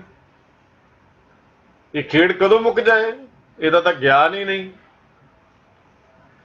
ਉਹ ਜੀਵਨ ਦੇ ਆਖਰੀ ਪੜਾਅ ਤੇ ਪਹੁੰਚ ਕੇ ਵੀ ਅਜੇ ਹੋਰ ਆਸਾਂ ਬਣ ਰਿਹਾ। ਚੱਲ ਤੇਰੇ ਬਾਕੀ ਪੜਾਅ ਤਾਂ ਬੀਤ ਕੇ ਬੰਦਿਆ, ਉਹ ਜੀਵਨ ਦਾ ਆਖਰੀ ਪੜਾਅ ਤੇ ਪਹੁੰਚ ਕੇ ਵੀ ਅਜੇ ਤੇਰੀਆਂ ਆਸਾਂ ਨਹੀਂ ਮੁੱਕੀਆਂ। ਤੇਰਾ ਅਜੇ ਵੀ ਤੈਨੂੰ ਸਮਝ ਨਹੀਂ ਆ ਰਹੀ ਖੇਡ ਕਿਹੋ ਜਿਹੀ ਖੇਡਣੀ ਸੀ। ਮੌਤ ਦਾ ਫਰਿਸ਼ਤਾ ਤੇਰਾ ਰਾਹ ਵੇਖਦਾ ਹੈ ਤੇ ਤੇਰੀਆਂ ਆਸਾਂ ਬੁਝੀਆਂ ਹੋਈਆਂ ਨੇ। ਤੂੰ ਜਿੱਤਣ ਦੀ ਗੱਲ ਕਰਦਾ। ਉਹ ਜੀ ਮੇਰੇ ਅਜੇ ਬੜਾ ਟਾਈਮ ਹੈ ਜੀ, ਆ ਬੱਚਿਆਂ ਨੂੰ ਸੈੱਟ ਕਰ ਲਵਾਂ, ਬੱਚਿਆਂ ਲਈ ਪੈਸੇ ਇਕੱਠੇ ਕਰ ਲਵਾਂ, ਮੇਰੇ ਮਗਰੋਂ ਸੁਖੀ ਰਹਿਣਗੇ, ਬੱਚਿਆਂ ਦਾ ਆਹ ਬਣ ਜਾਏ, ਬੱਚਿਆਂ ਦਾ ਆਹ ਬਣ ਜਾਏ। ਆਖਰੀ ਪੜਾਅ ਤੂੰ ਜ਼ਿੰਦਗੀ ਦੇ ਪਹੁੰਚਿਆ ਹੋਇਆ ਖੇਡਾਂ ਜੀਵਨ ਦੀਆਂ ਖੇਡਣ ਆਇਆ ਸੀ ਤੇ ਖੇਡਦਾ ਦੁਨਿਆਵੀ ਖੇਡਾਂ ਵਿੱਚ ਹੈ। ਖੇਡਣਾ ਸੀ ਗੁਰੂ ਦੀ ਖੇਡ, ਖੇਡ ਲਈ ਸੰਸਾਰ ਦੀ ਖੇਡ, ਤੇ ਤੂੰ ਜਿੱਤਣ ਦੀ ਗੱਲ ਕਰ ਰਿਹਾ। ਜਿੱਤ ਹਾਰ ਇਸ ਤਰ੍ਹਾਂ ਨਹੀਂ ਹੁੰਦੀ ਜੀਵਨ ਵਿੱਚ। ਇਸ ਜੀਵਨ ਦੀ ਜਿੱਤ ਹਾਰ ਦਾ ਨਿਰਣਾ ਮੇਰੇ ਸਤਿਗੁਰ ਦੇ ਕੋਲ ਹੈ ਵੀ ਉਹਨਾਂ ਨੇ ਕਿੰਨੀ ਕੁ ਜਿੱਤ ਹਾਰ ਦੀ ਗੱਲ ਕਰਨੀ ਹੈ। ਸਤਿਗੁਰ ਕਹਿੰਦੇ ਸਾਹ ਤੇਰੇ ਮੁੱਕਣ ਵਾਲੇ ਨੇ ਤੇ ਮੌਤ ਦਾ ਫਰਿਸ਼ਤਾ ਤੇਰਾ ਰਾਹ ਦੇਖਦਾ ਵੀ ਕਦੋਂ ਇਹਦੇ ਸਾਹ ਮੁੱਕਣ ਤੇ ਕਦੋਂ ਇਹਨੂੰ ਮੈਂ ਲੈ ਕੇ ਜਾਵਾਂ। ਪਰ ਸਤਿਗੁਰੂ ਨਾਲ ਇੱਕ ਗੱਲ ਕਹਿੰਦੇ ਹੋਏ ਭਗਤ ਕਬੀਰ ਜੀ ਨੇ ਗੱਲ ਕਹੀ, ਭੋਲਿਆ ਇਹ ਤਾਂ ਬਾਜੀਗਰ ਦੀ ਖੇਡ ਹੈ, ਨੱਟ ਦੀ ਖੇਡ ਹੈ। ਨਰਦ ਏਦਾਂ ਦੀ ਸੁੱਟੀ ਕਿ ਤੇਰੀ ਸਿੱਧੀ ਪੈ ਜਾਏ। ਇਸ ਖੇਡ ਵਿੱਚ ਇਹੋ ਜਿਹਾ ਨਾ ਖੇਡ ਖੇਡ ਜਾਈ ਕਿ ਜੀਵਨ ਦੀ ਬਾਜੀ ਤੇਰੀ ਜਿਹੜੀ ਮੁੱਕ ਜਾਏ, ਹਾਰ ਜਾਵੇ। ਜਿਨ੍ਹਾਂ ਨੇ ਪ੍ਰਭੂ ਦੀ ਪਰਮੇਸ਼ਰ ਦੀ ਨਾਮ ਦੀ ਬਾਜੀ ਖੇਡੀ ਹੈ ਉਹ ਜਿੱਤ ਜਾਂਦੇ ਹਨ। ਭਗਤ ਜੀ ਕਹਿੰਦੇ ਬਾਰਕ ਤੇ ਬਿਰਧ ਪਿਆ, ਬਾਰਕ ਤੇ ਬਿਰਧ ਪਿਆ। ਜੰਮਿਆ ਸੀ ਬੱਚੇ ਤੋਂ ਤੇ ਕਿੱਥੇ ਪਹੁੰਚ ਗਿਆ ਬੁਢਾਪੇ ਤੱਕ। ਹੋਣਾ ਸੋ ਹੋਇਆ, ਜੋ ਹੋਣਾ ਹੋ ਗਿਆ। ਜਾ ਜਮ ਆਏ ਚੋਟ ਪਕੜੈ, ਤਬੇ ਕਾਹੇ ਰੋਇਆ। ਦੱਸ ਬਈ ਜੋ ਚੋਟੀ ਤੋਂ ਫੜ ਲਿਆ, ਭਾਵ ਮੌਤ ਤੇਰੇ ਸਿਰ ਤੇ ਖੜੀ ਹੈ, ਜਦੋਂ ਆ ਗਈ ਫਿਰ ਕਿੱਥੇ ਰੋਣ ਦਾ, ਜੋ ਮਰਜ਼ੀ ਕਰੀ ਚੱਲ, ਫਿਰ ਪਛਤਾਵਾ ਕਰ ਲੈ, ਜੋ ਮਰਜ਼ੀ ਕਰ ਲੈ। ਜੀਵਨ ਕੀ ਆਸ ਕਰੇ ਜਮ ਨਿਹਾਰੇ ਸਾਸਾ। ਮੌਤ ਦਾ ਫਰਿਸ਼ਤਾ ਤੇਰੇ ਸਾਹ ਗਿੜਦਾ ਹੈ ਤੇ ਤੂੰ ਜੀਵਨ ਦੀਆਂ ਆਸਾਂ ਬਣ ਕੇ ਜੇ ਹੋਰ ਆਸਾਂ ਲਾਈ ਬੈਠਾ ਹੈ। ਬਾਜੀਗਰੀ ਸੰਸਾਰ ਕਬੀਰਾ ਚੇਤ ਢਾਲ ਪਾਸਾ। ਚੇਤ ਯਾਦ ਕਰ, ਇਹ ਪਾਸਾ ਪਾ ਜਿਹਦੇ ਨਾਲ ਤੂੰ ਜਿੱਤ ਜਾਵੇਂ। ਇਹ ਪਾਸਾ ਸੁੱਟ ਇਸ ਜੀਵਨ ਦੀ ਖੇਡ ਵਿੱਚ। ਕਿਹੜਾ? ਗੁਰਮੁਖ ਵਾਲਾ ਪਾਸਾ। ਗੁਰਮੁਖ ਮਨ ਜੀਤਾ ਹੋਮੇ ਮਾਰ ਵਾਲਾ ਪਾਸਾ, ਉਹ ਪਾਸਾ ਸੁੱਟ। ਸਤਿਗੁਰੂ ਆਖਦੇ ਵੀ ਸਿੱਧੋ, ਇਹ ਜੀਵਨ ਦੇ ਇੱਕ ਪਾਸੇ ਜਿੱਤ ਹੈ ਤੇ ਇੱਕ ਪਾਸੇ ਹਾਰ ਹੈ। ਜਿੱਤਣ ਲਈ ਕਰੜੀ ਘਾਲਣੀ ਪੈਂਦੀ ਹੈ। ਇਸ ਹੁਣ ਗੁਰੂ ਪਾਤਸ਼ਾਹ ਜੀ ਨੇ ਇੱਥੋਂ ਜਿਹੜੀ ਗੱਲ ਆਪਣੀ ਸ਼ੁਰੂ ਕੀਤੀ, ਕਹਿੰਦੇ ਨੇ ਜੀਵਨ ਲਈ ਕਰੜੀ ਘਾਲਣੀ ਪੈਂਦੀ ਹੈ। ਇੱਕ ਪਾਸੇ ਮਨੁੱਖ ਦਾ ਵਾਹ ਉਸ ਮਨ ਨਾਲ ਹੈ, ਜਿੱਥੇ ਹੁਣ ਮਨ ਦੀ ਗੱਲ ਕੀਤੀ ਹੈ ਨਾ, ਕਹਿੰਦੇ ਇੱਕ ਪਾਸੇ ਮਨੁੱਖ ਦਾ ਵਾਹ ਉਸ ਮਨ ਨਾਲ ਹੈ ਜੋ ਹਾਥੀ ਵਰਗਾ ਬਲਵਾਨ ਹੈ, ਅਮੋੜ ਹੈ, ਟਿਕਦਾ ਨਹੀਂ, ਜਿੱਧਰ ਦੇਖੋ ਤਬਾਹੀ ਮਚਾਈ ਜਾਂਦਾ ਹੈ। ਇਹਨੂੰ ਕਿਵੇਂ ਰੋਕੀਏ? ਇਹ ਤਕੜਾ ਮਨ ਬਾਹਰਮੁਖੀ ਦੀ ਥਾਂ ਤੇ ਅੰਤਰਮੁਖੀ ਕਿਵੇਂ ਹੋ ਜਾਏ? ਅਸੀਂ ਇਹਦੇ ਅਧੀਨ ਹੋ ਕੇ ਚੱਲਣ ਦੀ ਥਾਂ ਇਹ ਸਾਡੇ ਅਧੀਨ ਹੋ ਕੇ ਕਿਵੇਂ ਚੱਲੇ? ਇੱਕ ਤਾਂ ਪਾਸਾ ਹੈ ਤੇ ਦੂਜਾ ਪਾਸਾ ਉਹ ਹੈ ਜੋ ਅਸੀਂ ਕਰ ਰਹੇ ਹਾਂ ਮਨ ਦੇ ਅਧੀਨ ਹੋ ਕੇ। ਲੋ, ਮਨ ਦੀ ਅਧੀਨਗੀ ਕਬੂਲ ਕੇ ਕਦੀ ਕੋਈ ਮਨੁੱਖ ਜੀਵਨ ਦੀ ਬਾਜੀ ਨਹੀਂ ਜਿੱਤ ਸਕਦਾ। ਸਤਿਗੁਰੂ ਨੇ ਮਨ ਜਿੱਤਣ ਦੀ ਗੱਲ ਕੀਤੀ ਹੈ। ਮਨ ਦੀ ਅਧੀਨਗੀ ਕਬੂਲ ਕੇ, ਮਨ ਦੀ ਗੁਲਾਮੀ ਕਬੂਲ ਕੇ ਕਦੀ ਜੀਵਨ ਦੀ ਬਾਜੀ ਜਿੱਤੀ ਜਾ ਸਕਦੀ ਹੈ? ਕਦੀ ਵੀ ਨਹੀਂ। ਮਨ ਹਾਥੀ ਵਰਗਾ ਹੈ, ਅਸੀਂ ਉਹਦੀ ਮਰਜ਼ੀ ਨਾਲ ਚੱਲਦੇ ਹਾਂ।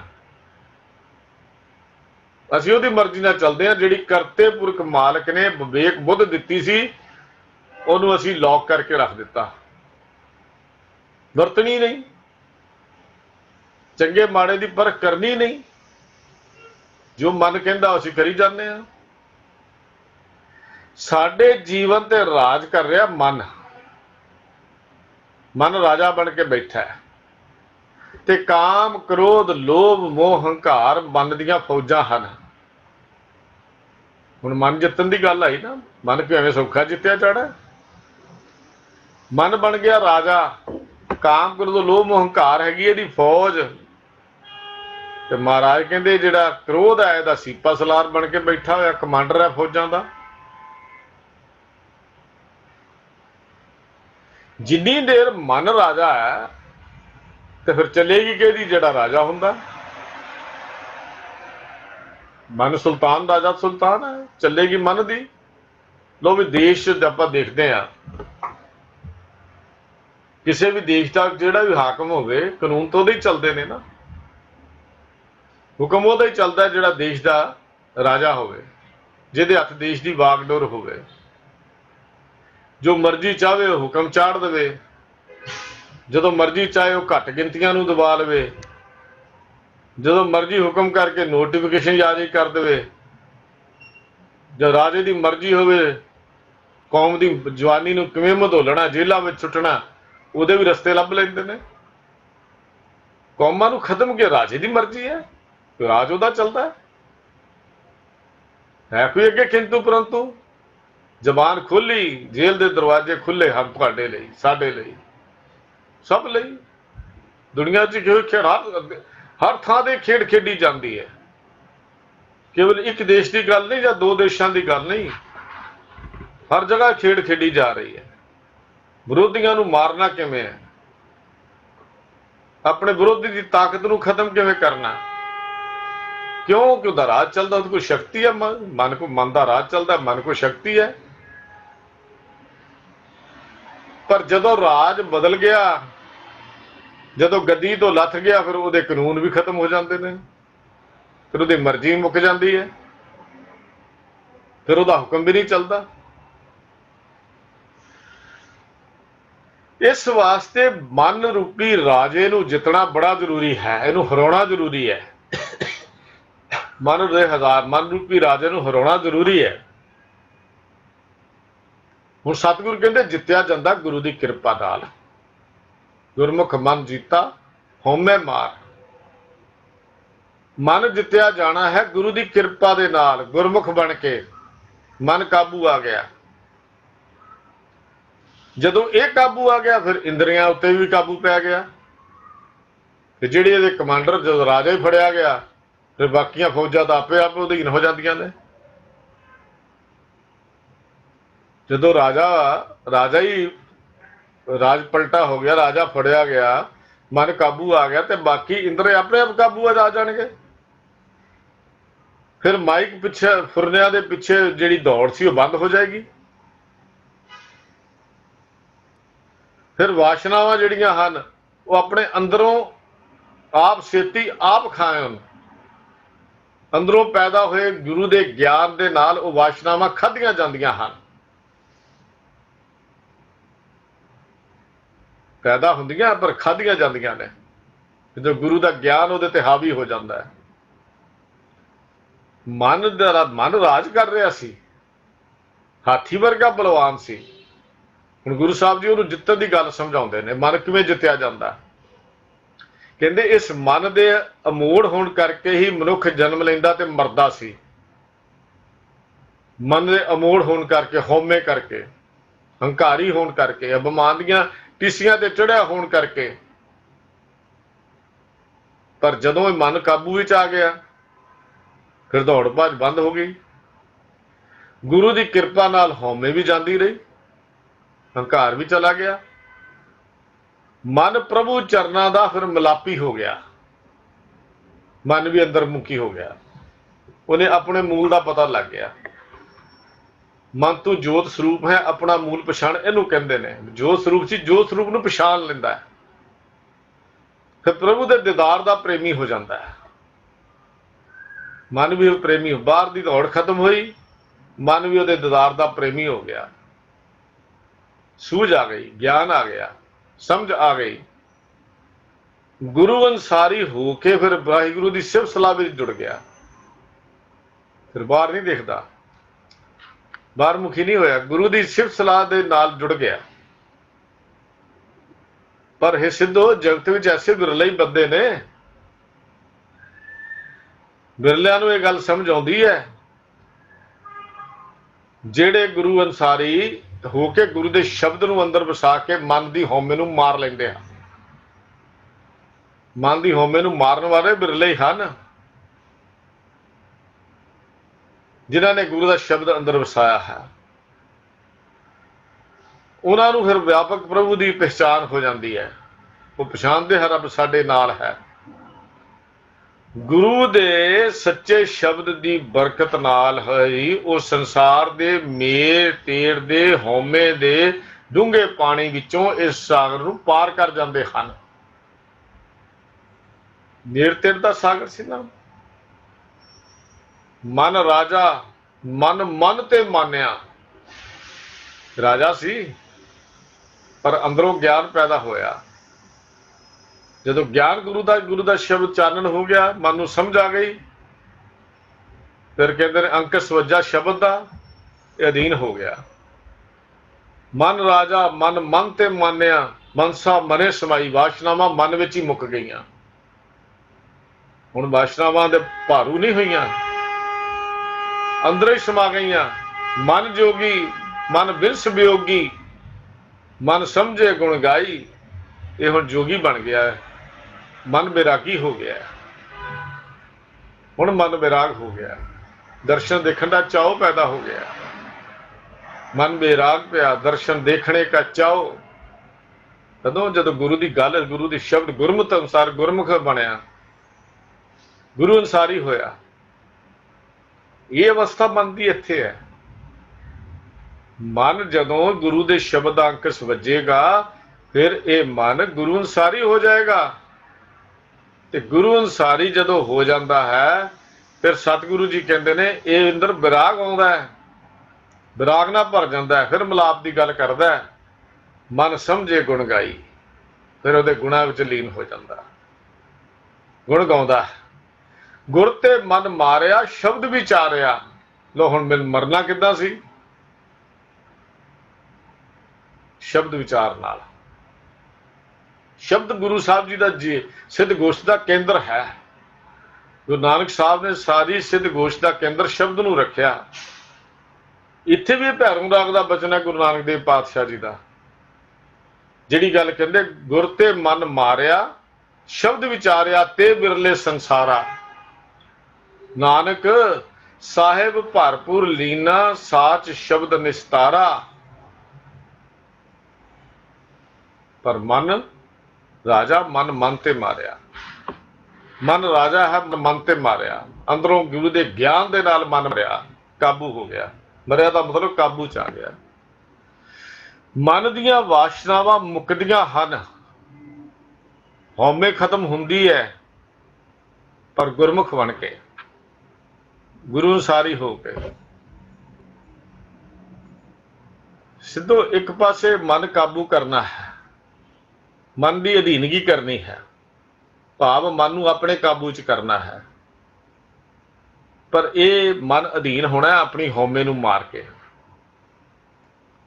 ਮਨ ਜੀਤੇ ਜਗਜੀਤ ਹੈ, ਜਿੱਤਿਆ ਕਿਵੇਂ ਜਾਣਾ ਹੈ? ਹਉਮੈ ਮਾਰ ਕੇ। ਤੇ ਹਉਮੈ ਕਿਵੇਂ ਮਰਨੀ ਹੈ? ਹਉਮੈ ਮਰਨੀ ਹੈ ਸ਼ਬਦ ਦੇ ਨਾਲ। ਹਉਮੈ ਮਰਨੀ ਹੈ ਗੁਰੂ ਸ਼ਬਦ ਨਾਲ। ਮਨ ਜਿੱਤਿਆ ਜਾਏਗਾ ਹਉਮੈ ਮਾਰ ਕੇ, ਹਉਮੈ ਮਰਨੀ ਹੈ ਗੁਰੂ ਸ਼ਬਦ ਨਾਲ। ਇੱਕੋ ਹੀ ਢੰਗ ਹੈ। ਇਹ ਸਿੱਧੂ, ਸਰੀਰ ਨੂੰ ਕਸ਼ਟ ਦੇ ਕੇ ਹਉਮੈ ਨਹੀਂ ਜਾਂਦੀ, ਹਉਮੈ ਵੱਧ ਜਾਂਦੀ ਹੈ। ਆਪਣੀਆਂ ਸਿੱਧੀਆਂ ਦੀ ਤਾਕਤ ਦਿਖਾ ਕੇ ਹਉਮੈ ਨਹੀਂ ਜਾਂਦੀ, ਹਉਮੈ ਵੱਧ ਜਾਂਦੀ ਹੈ। ਅਸੀਂ ਵੱਡੇ ਹਾਂ, ਸਾਡੇ ਵਰਗਾ ਹੈ ਕੋਈ ਨਹੀਂ। ਹਉਮੈ ਮਰਦੀ ਹੈ ਗੁਰੂ ਦੇ ਸ਼ਬਦ ਦੇ ਨਾਲ, ਗੁਰੂ ਅਨਸਾਰੀ ਹੋਣ ਦੇ ਨਾਲ, ਆਪਣੀ ਸੋਚ ਨੂੰ ਗੁਰੂ ਦੇ ਸੋਚ ਵਿੱਚ ਢਾਲ ਲੈਣ ਦੇ ਨਾਲ, ਗੁਰੂ ਦੀ ਸੋਚ ਨੂੰ ਆਪਣੇ ਜੀਵਨ ਵਿੱਚ ਢਾਲਣ ਦੇ ਨਾਲ। ਤੇ ਦੂਜਾ ਪਾਸਾ ਹੈ ਦੁਨੀਆ ਦਾ। ਇੱਕ ਪਾਸਾ ਹੈ ਗੁਰੂ ਦਾ, ਇੱਕ ਪਾਸਾ ਹੈ ਦੁਨੀਆ ਦਾ। ਇੱਕ ਮਨਮੁਖ ਦੀ ਦੁਨੀਆ ਹੈ, ਇੱਕ ਗੁਰਮੁਖ ਦੀ ਦੁਨੀਆ ਹੈ। ਦੁਨੀਆ ਤਾਂ ਦੋ ਹੀ ਨੇ ਨਾ। ਇੱਕ ਦੁਨੀਆ ਮਨਮੁਖ ਦੀ ਹੈ, ਇੱਕ ਦੁਨੀਆ ਗੁਰਮੁਖ ਦੀ ਹੈ। ਅਸਲ ਵਿੱਚ ਸੰਸਾਰ ਦੇ ਵਿੱਚ ਬਹੁ ਗਿਣਤੀ ਦਾ ਸਾਰਾ ਧਿਆਨ ਦੁਨੀਆ ਦੇ ਪਾਸੇ ਹੈ। ਜਿਹੜੇ ਇਹ ਕਹਿੰਦੇ ਨੇ ਲੋਕੀ ਕੀ ਕਹਿਣਗੇ, ਲੋਕਾਂ 'ਚ ਸਾਡਾ ਨੱਕ ਨਹੀਂ ਰਹੇਗਾ। ਲੋਕਾਚਾਰੀ ਕੀ ਹੈ? ਲੋਕ ਲਾਜ। ਦੁਨੀਆ ਕਿਤੇ ਨਾਰਾਜ਼ ਹੀ ਨਾ ਹੋ ਜਾਏ, ਫਲਾਣਾ ਕਿਤੇ ਨਾਰਾਜ਼ ਨਾ ਹੋ ਜਾਏ। ਜੇ ਮੈਂ ਇਹ ਕਹਿ ਦਿੱਤਾ, ਅਸਲ 'ਚ ਮੈਨੂੰ ਤਾਂ ਇਉਂ ਜਾਪਦਾ ਵੀ ਅਸੀਂ ਤਾਂ ਜਿਉਂਦੇ ਹੀ ਲੋਕਾਂ ਨੂੰ ਖੁਸ਼ ਕਰਨ ਲਈ, ਸਾਨੂੰ ਆਪਣੀ ਖੁਸ਼ੀ ਦਾ ਤਾਂ ਫਿਕਰ ਹੀ ਕੋਈ ਨਹੀਂ। ਸਾਡੇ ਸਾਰੇ ਸੰਸਕਾਰ ਜਿਹੜੇ ਹਨ ਉਹ ਦੁਨੀਆ ਲਈ ਹਨ, ਆਪਣੇ ਲਈ ਕੁਝ ਨਹੀਂ ਹੈ। ਆਪਣਾ ਤਾਂ ਘਰ ਬਰਬਾਦ ਕਰਕੇ ਵੀ ਅਸੀਂ ਦੁਨੀਆ ਨੂੰ ਖੁਸ਼ ਕਰਨ ਦੀ ਗੱਲਾਂ ਕਰਦੇ ਹਾਂ। ਸਾਡੇ ਲਈ ਆਪਣੇ ਲਈ ਕੀ ਹੈ? ਕੁਝ ਵੀ ਨਹੀਂ। ਜਿੱਥੇ ਦੁਨੀਆ ਦੇ ਉੱਤੇ ਦੁਨੀਆ ਨੂੰ ਖੁਸ਼ ਕਰਨ ਲਈ ਗੱਲ ਆ ਜਾਏਗੀ, ਉੱਥੇ ਮਨ ਜਿੱਤਿਆ ਨਹੀਂ ਜਾਏਗਾ। ਦੁਨੀਆ ਨਾ ਸਲਾਹ ਹੈ ਜੋ ਮਰ ਬੰਸੀ, ਲੋਕਾ ਨਾ ਸਲਾਹ ਹੈ ਜੋ ਮਰ ਖਾਕ ਥੀ। ਇਹਦੀ ਸਿਫਤ ਸਲਾਹ ਕਰਦਾ। ਸਭ ਨੇ ਮੁੱਕ ਜਾਣਾ, ਮਿੱਟੀ ਬਣ ਜਾਣਾ, ਜਿਹਨਾਂ ਦੀ ਸਿਫਤਾਂ ਦੇ ਵਿੱਚ ਤੂੰ ਕਰਦਾ ਹੈ। ਦੁਨੀਆ ਦੀ ਖਾਤਰ, ਨੱਕ ਰੱਖਣ ਦੀ ਖਾਤਰ। ਸਤ ਸੰਗਤ ਗੁਰੂ ਪਿਆਰਿਓ, ਜਿੱਥੇ ਨੱਕ ਰੱਖਣ ਦੀ ਗੱਲ ਆ ਜਾਏਗੀ ਉੱਥੇ ਮਨ ਕਦੀ ਵੀ ਨਹੀਂ ਜਿੱਤਿਆ ਜਾ ਸਕਦਾ। ਦੇਖੋ ਸਾਡੇ ਘਰਾਂ ਦੇ ਵਿੱਚ ਅਸੀਂ ਮਿਸ਼ਨਰੀ ਪਰਿਵਾਰਾਂ 'ਚ ਆਪਣੇ ਆਪ ਨੂੰ ਪ੍ਰਚਾਰਕ ਕਹਾਉਣ ਵਾਲੇ, ਜਦੋਂ ਘਰ ਦੇ ਵਿੱਚ ਸੰਸਕਾਰ ਆਉਂਦੇ ਨੇ ਨਾ, ਉਹਦੇ ਜੀ ਘਰਦਿਆਂ ਨੂੰ ਬੜਾ ਕਿਹਾ ਪਰ ਮੰਨੇ ਨਹੀਂ। ਮੰਨੇ ਕਿਉਂ ਨਹੀਂ? ਗੱਲ ਸਾਡੀ ਕਮਜ਼ੋਰੀ ਹੈ। ਸਾਡੀ ਕਮਜ਼ੋਰੀ, ਅਸੀਂ ਲੋਕਾਚਾਰੀ 'ਚ ਆਪ ਪੈਣਾ ਚਾਹੁੰਦੇ ਹਾਂ। ਮੰਨੇ ਕਿਉਂ ਨਹੀਂ? ਕਿਉਂਕਿ ਉਹਨਾਂ ਨੂੰ ਗੁਰੂ ਦੀ ਗੱਲ ਸਮਝਾਈ ਨਹੀਂ। ਜੇ ਉਹਨਾਂ ਨੂੰ ਗੁਰੂ ਦੀ ਗੱਲ ਸਮਝਾ ਦਿੱਤੀ ਜਾਂਦੀ ਤਾਂ ਕਦੀ ਵੀ ਇਹ ਗੱਲ ਨਾ ਸਾਨੂੰ ਕਹਿਣੀ ਪੈਂਦੀ ਜੀ ਉਹ ਮੰਨਦੇ ਨਹੀਂ। ਸਾਡੇ ਸੰਸਕਾਰ, ਸਾਡੀਆਂ ਰੀਤੀਆਂ, ਸਾਡੇ ਰਿਵਾਜ, ਅਸੀਂ ਤਾਂ ਹਉਮੈ ਨਾਲ ਮਰੇ ਪਏ ਹਾਂ ਲੋਕਾਂ 'ਚ ਨੱਕ ਰੱਖਣ ਲਈ, ਵਡਿਆਈਆਂ 'ਚ ਡੁੱਬੇ ਹਾਂ। ਦੁਨੀਆ ਦੀਆਂ ਵਡਿਆਈਆਂ ਅੱਗੀ ਸੇਤੀ ਚਾਲ ਤਾਂ ਸਾਨੂੰ ਪਤਾ ਹੀ ਨਹੀਂ ਲੱਗਾ ਅਜੇ ਤੱਕ ਵੀ ਜੀਣਾ ਕਿਵੇਂ ਹੈ ਜ਼ਿੰਦਗੀ ਦੇ। ਜ਼ਿੰਦਗੀ ਦੇ ਜੀਣ ਦਾ ਤਲ ਕੀ ਹੈ, ਸਾਨੂੰ ਇਹ ਸਮਝ ਨਹੀਂ ਆਈ। ਸਾਡੀ ਸਾਰੀ ਖੇਡ ਜਿਹੜੀ ਹੈ ਹਉਮੈ ਦੇ ਵਿੱਚ ਖੜੀ ਹੈ। ਹਉਮੈ ਵਿੱਚ ਜਨਮ ਮਰਨ ਹੈ। ਹਉਮੈ ਕਰਕੇ ਹੀ ਸਾਡੀ ਦੂਰੀ ਹੈ। ਹਉਮੈ ਕਰਕੇ ਹੀ ਸਾਡਾ ਮਿਲਾਪ ਨਹੀਂ ਹੈ। ਹਉਮੈ ਕਰਕੇ ਹੀ ਅਸੀਂ ਪਰਮੇਸ਼ਰ ਤੋਂ ਵਿਛੜੇ ਹੋਏ ਹਾਂ। ਪਰ ਸਾਨੂੰ ਇਹ ਸਮਝ ਨਹੀਂ। ਅਸੀਂ ਲੋਕਾਚਾਰੀ ਦੁਨੀਆ, ਹਾਏ ਦੁਨੀਆ, ਹਾਏ ਦੁਨੀਆ, ਹਾਏ ਦੁਨੀਆ। ਸਾਡੀ ਤਾਂ ਜੀਵਨ ਦੀ ਇਹ ਹੈ। ਅਸੀਂ ਤਾਂ ਜਿਉਂਦੇ ਹੀ ਸੰਸਾਰ ਨੂੰ ਖੁਸ਼ ਕਰਨ ਲਈ ਆ। ਭਗਤ ਕਬੀਰ ਜੀ ਨੇ ਸ਼ਲੋਕ ਲਿਖੇ, ਸ਼ਲੋਕ ਨੰਬਰ 166 ਤੇ 167। ਉਹਨਾਂ ਵਿੱਚ ਕਮਾਲ ਦੀ ਦਲੀਲ ਦਿੱਤੀ ਭਗਤ ਜੀ ਨੇ। ਕਹਿੰਦੇ ਕਬੀਰ ਦੁਨੀਆ ਕੇ ਦੋਖੇ ਮੁਆ ਚਾਲਤ ਕੁਲ ਕੀ ਕਾਨ। ਥੋੜਾ ਜਿਹਾ ਦਿਮਾਗ ਲਾ ਕੇ ਸਮਝਣੇ ਪੈਂਦੇ ਨੇ। ਭਗਤ ਜੀ ਦੇ ਸ਼ਲੋਕ ਬੜੇ ਹੀ ਜੀਵਨ ਮਾਰਗਦਰਸ਼ਨ ਕਰਨ ਵਾਲੇ ਸ਼ਲੋਕ ਹਨ। ਇੱਕ ਇੱਕ ਸ਼ਲੋਕ ਵਿੱਚ ਕਈ ਜੀਵਨ ਦੇ ਸਿਧਾਂਤ ਦਿੱਤੇ ਨੇ। ਕਬੀਰ ਦੁਨੀਆ ਕੇ ਦੋਖੇ ਮੁਆ, ਮਰ ਕੇ ਆਤਮਿਕ ਜੀਵਨ ਦੇ ਵਿੱਚੋਂ ਦੁਨੀਆ ਦੇ ਲਈ, ਦੁਨੀਆ ਨੂੰ ਖੁਸ਼ ਕਰਨ ਲਈ ਕਹਿੰਦੇ ਚਾਲਤ ਕੁਲ ਕੀ ਕਾਨ, ਕਹਿੰਦੇ ਆਪਣੀ ਕੁਲ ਦੀ ਮੇਰੀ ਕੁਲ ਦੀ ਕਿਤੇ ਬਦਨਾਮੀ ਨਾ ਹੋ ਜਾਏ, ਮੇਰਾ ਖਾਨਦਾਨ ਦਾ ਕਿਤੇ ਬਦਨਾਮੀ ਨਾ ਹੋ ਜਾਏ, ਇਹੋ ਹੀ ਫਿਕਰ ਲੱਗਾ ਰਿਹਾ। ਜੋ ਕੁਲ ਕਰਦੀ ਸੀ ਉਹ ਕਰੀ ਜਾਂਦਾ ਸੀ। ਤੇ ਭਗਤ ਜੀ ਅੱਗੇ ਨੂੰ ਸਵਾਲ ਕਹਿੰਦੇ, ਤਬ ਕੁਲ ਕਿਸ ਕਾ ਲਾਜ ਸੀ, ਜਬ ਲੈ ਧਰੇ ਮਸਾਨ। ਦੱਸੋ ਵੀ ਫਿਰ ਕਿਹਦੀ ਕੁਲ ਦੀ ਲਾਜ ਰੱਖੇਗਾ ਜਦੋਂ ਮਸਾਣਾ ਤੇ ਜਾ ਕੇ ਤੈਨੂੰ ਸਾੜ ਦਿੱਤਾ? ਫਿਰ ਕਿਹੜੀ ਕੁਲ ਦੀ ਗੱਲਾਂ ਕਰੇਗਾ?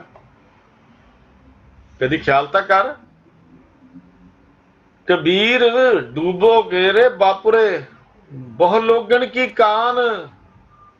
ਉਹ ਲੋਕਾਂ ਦੀਆਂ ਮਥਾਜੀਆਂ ਕਰਨ ਵਾਲਿਆ ਡੁੱਬ ਜਾਏਗਾ। ਦੇਖੋ ਕਿੰਨੇ ਦ੍ਰਿੜ ਵਿਸ਼ਵਾਸ ਨਾਲ ਭਗਤ ਜੀ ਨੇ ਸਾਡੇ ਸਾਹਮਣੇ ਸਿਧਾਂਤ ਰੱਖਿਆ। ਕਬੀਰ ਡੂਬੋਗੇ ਰੇ ਬਾਪੁਰੇ, ਉਹ ਬਾਪਰੇ ਵਿਚਾਰਿਆ ਡੁੱਬ ਜਾਏਗਾ। ਕਦ ਲਈ? ਉਹ ਲੋਗਣ ਕੀ ਕਾਨ, ਪੜੋਸੀ ਕੇ ਜੋ ਹੁਆ ਤੂੰ ਆਪਣੇ ਵੀ ਜਾਨ। ਲੋਕਾਂ ਦੀਆਂ ਗੱਲਾਂ ਕਰਦਾ, ਤੇਰੇ ਘਰ 'ਚ ਇਹੋ ਕੁਝ ਵਾਪਰਨ ਵਾਲਾ, ਜੋ ਕੁਝ ਉੱਥੇ ਵਾਪਰਿਆ, ਜੇ ਉੱਥੇ ਮੌਤ ਹੋਈ ਹੈ ਤੇਰੇ ਵੀ ਤਾਂ ਹੋਣੀ ਹੈ। ਜੇ ਉੱਥੇ ਕੋਈ ਚਲਾ ਗਿਆ ਤਾਂ ਤੇਰੇ ਘਰ ਵੀ ਤਾਂ ਕਿਸੇ ਨੇ ਜਾਣਾ ਹੈ। ਤੂੰ ਕਿਉਂ ਫੁੱਲਿਆ ਫਿਰਦਾ ਹੈ? ਕਿਉਂ ਫੁੱਲਿਆ ਫਿਰਦਾ, ਕਿਉਂ ਆਫਰਿਆ ਫਿਰਦਾ ਹੈ? ਤੈਨੂੰ ਕਿਹਦਾ ਹੰਕਾਰ ਹੈ? ਅਸੀਂ ਤਾਂ ਧਰਮ ਦੇ ਕਰਮ ਕਰਨ ਲੱਗਿਆਂ ਵੀ ਇਹ ਸੋਚਦੇ ਹਾਂ ਕਿ ਦੁਨੀਆ ਨੂੰ ਚੰਗਾ ਲੱਗੇਗਾ। ਦੁਨੀਆ ਵੇਖ ਲਵੇ ਵੀ ਮੈਂ ਇਹ ਕੰਮ ਕੀਤਾ, ਦੁਨੀਆ ਦੇਖ ਲਵੇ ਮੈਂ ਲੰਗਰ ਦੇ ਬਰਤਨ ਸਾਫ਼ ਕੀਤੇ, ਦੁਨੀਆ ਵੇਖ ਲਵੇ ਮੈਂ ਜੋੜੇ ਝਾੜੇ ਆ। ਸਾਡੇ ਆਪਣੇ ਮਨ ਦਾ ਵਿਚਾਰ ਨਹੀਂ ਹੈ। ਬਹੁ ਗਿਣਤੀ ਸਾਡੀ ਇਹੋ ਜਿਹੀ ਵਿਰਲੇ ਹੀ ਹਨ ਜਿਹੜੇ ਅੰਦਰੋਂ ਹੋ ਕੇ ਸੇਵਾ ਵਿੱਚ ਜੁੜਦੇ ਹਨ। ਅਸੀਂ ਤਾਂ ਸੇਵਾ ਵੀ ਦਿਖਾਉਣ ਲਈ ਕਰਦੇ ਹਾਂ, ਦਿਖਾਉਣ ਲਈ, ਨੰਬਰ ਬਣਾਉਣ ਲਈ, ਵੀ ਸਾਨੂੰ ਸਰੂਪਾ ਮਿਲੇਗਾ ਅੰਦਰ ਜਾ ਕੇ ਅਸੀਂ ਸੇਵਾ ਕਰਾਂਗੇ, ਲੋਕੀ ਸਾਰੀ ਸੰਗਤ ਨੂੰ ਪਤਾ ਲੱਗੇਗਾ ਅਸੀਂ ਜੋੜੇ ਝਾੜੇ ਹਨ। ਸਾਡੇ ਅੰਦਰ ਭਾਵਨਾ ਕੁਝ ਹੋਰ ਹੈ। ਇਹ ਅੰਦਰ ਦਾ ਹੰਕਾਰ ਨਾ ਫੁੱਲਿਆ ਹਾਥੀ ਵਰਗਾ ਹੈ। ਗੁਰੂ ਸਾਹਿਬ ਜੀ ਦੇ ਸਰ ਕਹਿੰਦੇ ਨੇ, ਗੁਰੂ ਨੇ ਸਿੱਧੋ ਗੁਰਮੁਖ ਮਨ ਜੀਤਾ ਹੋਵੇ ਮਾਰ। ਪਰ ਹੁੰਦਾ ਕੀ ਹੈ? ਕਹਿੰਦੇ ਅਸੀਂ ਦੁਨੀਆ ਦੀ ਨਜ਼ਰ ਵਿੱਚ ਇੱਜ਼ਤ ਲਈ, ਇੱਜ਼ਤ ਬਣੇ ਇਹ ਤਾਂ ਕੰਮ ਕਰਦੇ ਆ, ਨਾ ਮਨ ਜਿੱਤਿਆ ਤੇ ਨਾ ਦੁਨੀਆ ਜਿੱਤੀ। ਦੁਨੀਆ ਵੀ ਚਲੀ ਗਈ ਤੇ ਮਨ ਵੀ ਚਲਾ ਗਿਆ। ਕਬੀਰ ਦੀਨ ਗਵਾਇਆ ਦੁਨੀ ਸਿਓ, ਦੁਨੀ ਨਾ ਚਾਲੀ ਸਾਥ, ਪਾਏ ਕੁਹਾੜਾ ਮਾਰਿਆ ਗਾਫਲ ਆਪਣੇ ਹੱਥ। ਆਪਣੇ ਹੱਥਾਂ ਨਾਲ ਆਪ ਕੁਹਾੜਾ ਮਾਰ ਲਿਆ। ਗੁਰੂ ਕੇ ਪਿਆਰ ਵਾਲਿਓ, ਮਨ ਦੀ ਸ਼ਕਤੀ ਹੈ। ਮਨ ਦੀ ਸ਼ਕਤੀ ਕੀ ਹੈ? ਹਉਮੈ। ਜੋ ਮੈਂ ਕਹਿੰਦਾ ਹੋਣਾ ਚਾਹੀਦਾ ਹੈ, ਜੋ ਮੈਂ ਕਰਾਂ ਉਹ ਮੇਰਾ ਹੁਕਮ ਚੱਲਣਾ ਚਾਹੀਦਾ ਹੈ। ਮਨ ਦੀ ਸ਼ਕਤੀ ਹਉਮੈ। ਹਉਮੈ ਮਾਰਨੀ ਕੋਈ ਸੌਖੀ ਬਾਤ ਹੈ? ਹਉਮੈ ਦੀ ਗੱਲ ਕਰਨੀ ਜਾਂ ਹਉਮੈ ਨੂੰ ਮਾਰਨਾ ਕੋਈ ਸੌਖੀ? ਗੁਰੂ ਨਾਨਕ ਸਾਹਿਬ ਨੇ ਤਦ ਕੱਢ ਕੇ ਇੱਕ ਪੰਕਤੀ ਵਿੱਚ ਸਾਡੇ ਸਾਹਮਣੇ ਰੱਖਿਆ, ਮੇਰਾ ਆਖਾ ਕੋਈ ਮੋੜੇ ਕਿਵੇਂ ਮੋੜੇ। ਸਾਡੀ ਤਾਂ ਹਉਮੈ ਨੂੰ ਸੱਟ ਵੱਜਦੀ ਹੈ ਜਦੋਂ ਕੋਈ ਸਾਡਾ ਕਹਿਣਾ ਮੋੜ ਦੇਵੇ। ਸਾਡੇ ਤਾਂ ਐਡੀ ਸੱਟ ਵੱਜਦੀ ਅੰਦਰ, ਭਾਈ ਇਹਨੇ ਕਹਿਣਾ ਮੋੜਿਆ ਤੇ ਕਿਵੇਂ ਮੋੜਿਆ, ਮੈਂ ਵੇਖਾਂਗਾ ਇਹਨੂੰ, ਹੁੰਦਾ ਕੌਣ ਮੇਰਾ ਕਹਿਣਾ ਮੋੜਨ ਵਾਲਾ। ਨਿੱਕੀ ਨਿੱਕੀ ਗੱਲ ਵਿੱਚ ਸਾਡੇ ਅੰਦਰ ਹੰਕਾਰ ਦਾ ਹਾਥੀ ਫੜਿਆ ਬਸਿਆ ਹੋਇਆ ਹੈ। ਜਿਹੜਾ 68ਵੀਂ ਪੌੜੀ ਤੋਂ ਗੱਲ ਸ਼ੁਰੂ ਹੋਈ, 67ਵੀਂ ਤੋਂ, ਉਸ ਨਾਲ ਗੁਰੂ ਸਾਹਿਬ ਜੀ ਸਾਨੂੰ ਸਮਝਾਉਂਦੇ ਨੇ ਵੀ ਨਿੱਕੀ ਨਿੱਕੀ ਗੱਲ ਵਿੱਚ ਉਹ ਹਾਥੀ ਸਾਡੇ ਅੰਦਰ ਵੜਿਆ ਹੋਇਆ ਹੈ। ਜਿਹੜਾ ਹਾਥੀ ਸੀ, ਮਨ ਮੈਗਲ ਜਿਹੜਾ ਸੀ ਅੰਦਰ ਵੜਿਆ ਹੋਇਆ। ਜਿਹੜਾ ਮਨੁੱਖ ਜਦੋਂ ਵੀ ਮਨ ਦੇ ਅਧੀਨ ਹੋ ਕੇ ਚੱਲੇਗਾ ਉਹ ਉਹੀ ਕਰਮ ਕਰੇਗਾ। ਉਹ ਤਾਂ ਗੁਰੂ ਦੇ ਹੁਕਮ ਦੀ ਪਰਵਾਹ ਹੀ ਨਹੀਂ ਕਰਦਾ। ਛੱਡੋ ਮੈਂ ਕੀ ਲੈਣਾ, ਕੀ ਲੈਣਾ ਅੰਮ੍ਰਿਤ ਛਕਣ ਵਿੱਚ, ਕੀ ਲੈਣਾ ਅੰਮ੍ਰਿਤ ਛਕ ਕੇ। ਅਸੀਂ ਦੇਖੇ ਹੋਏ ਅੰਮ੍ਰਿਤਧਾਰੀ, ਇਹ ਹਉਮੈ ਦੀਆਂ ਗੱਲਾਂ ਨੇ, ਹੰਕਾਰ ਨਾਲ ਭਰੇ ਹੋਏ ਦੀਆਂ ਗੱਲਾਂ ਨੇ ਬੰਦੇ ਦੀਆਂ। ਆਪ ਨਾ ਦੇ ਚੁਰੂ ਪਰ ਪਾਣੀ, ਤਿਹ ਨਿੰਦੇ ਜੇ ਗੰਗਾ ਆਣੀ, ਔਰ ਨ ਹਸਤ ਆਪ ਹੈ ਕਾਣੇ, ਤਿਹ ਦੇਖ ਕਬੀਰ ਲਿਜਾਨੇ। ਆਪ ਦੇਖੋ ਬੰਦਾ ਅੱਖਾਂ ਵਾਲਾ ਸੁਜਾਖਾ ਤਾਂ ਕਿਸੇ ਇੱਕ ਅੱਖ ਦੇ ਉੱਤੇ ਕਾਣੇ ਤੇ ਹੱਸੇ ਦਾ ਮਤਲਬ ਮੰਨੀ ਜਾ ਸਕਦੀ ਹੈ, ਤੇ ਜੇ ਕਾਣਾ ਹੀ ਕਿਤੇ ਸੁਜਾਖਿਆਂ ਦਾ ਹੱਸੀ ਜਾਵੇ ਤੇ ਕਿੱਡੀ ਕਹਿੰਦੇ ਨੇ ਨਾ ਸਮਝਣ ਵਾਲੀ ਬਾਤ ਹੈ। ਗੁਰੂ ਪਾਤਸ਼ਾਹ ਜੀ ਨੇ ਜਿਹੜੀ ਗੱਲ ਸਮਝਾਤੀ ਹੈ, ਅਸੀਂ ਧਰਮ ਦੀ ਦੁਨੀਆ ਵਿੱਚ ਵੀ ਹੰਕਾਰੇ ਹੋਏ ਹਾਂ, ਕੀ ਲੈਣਾ?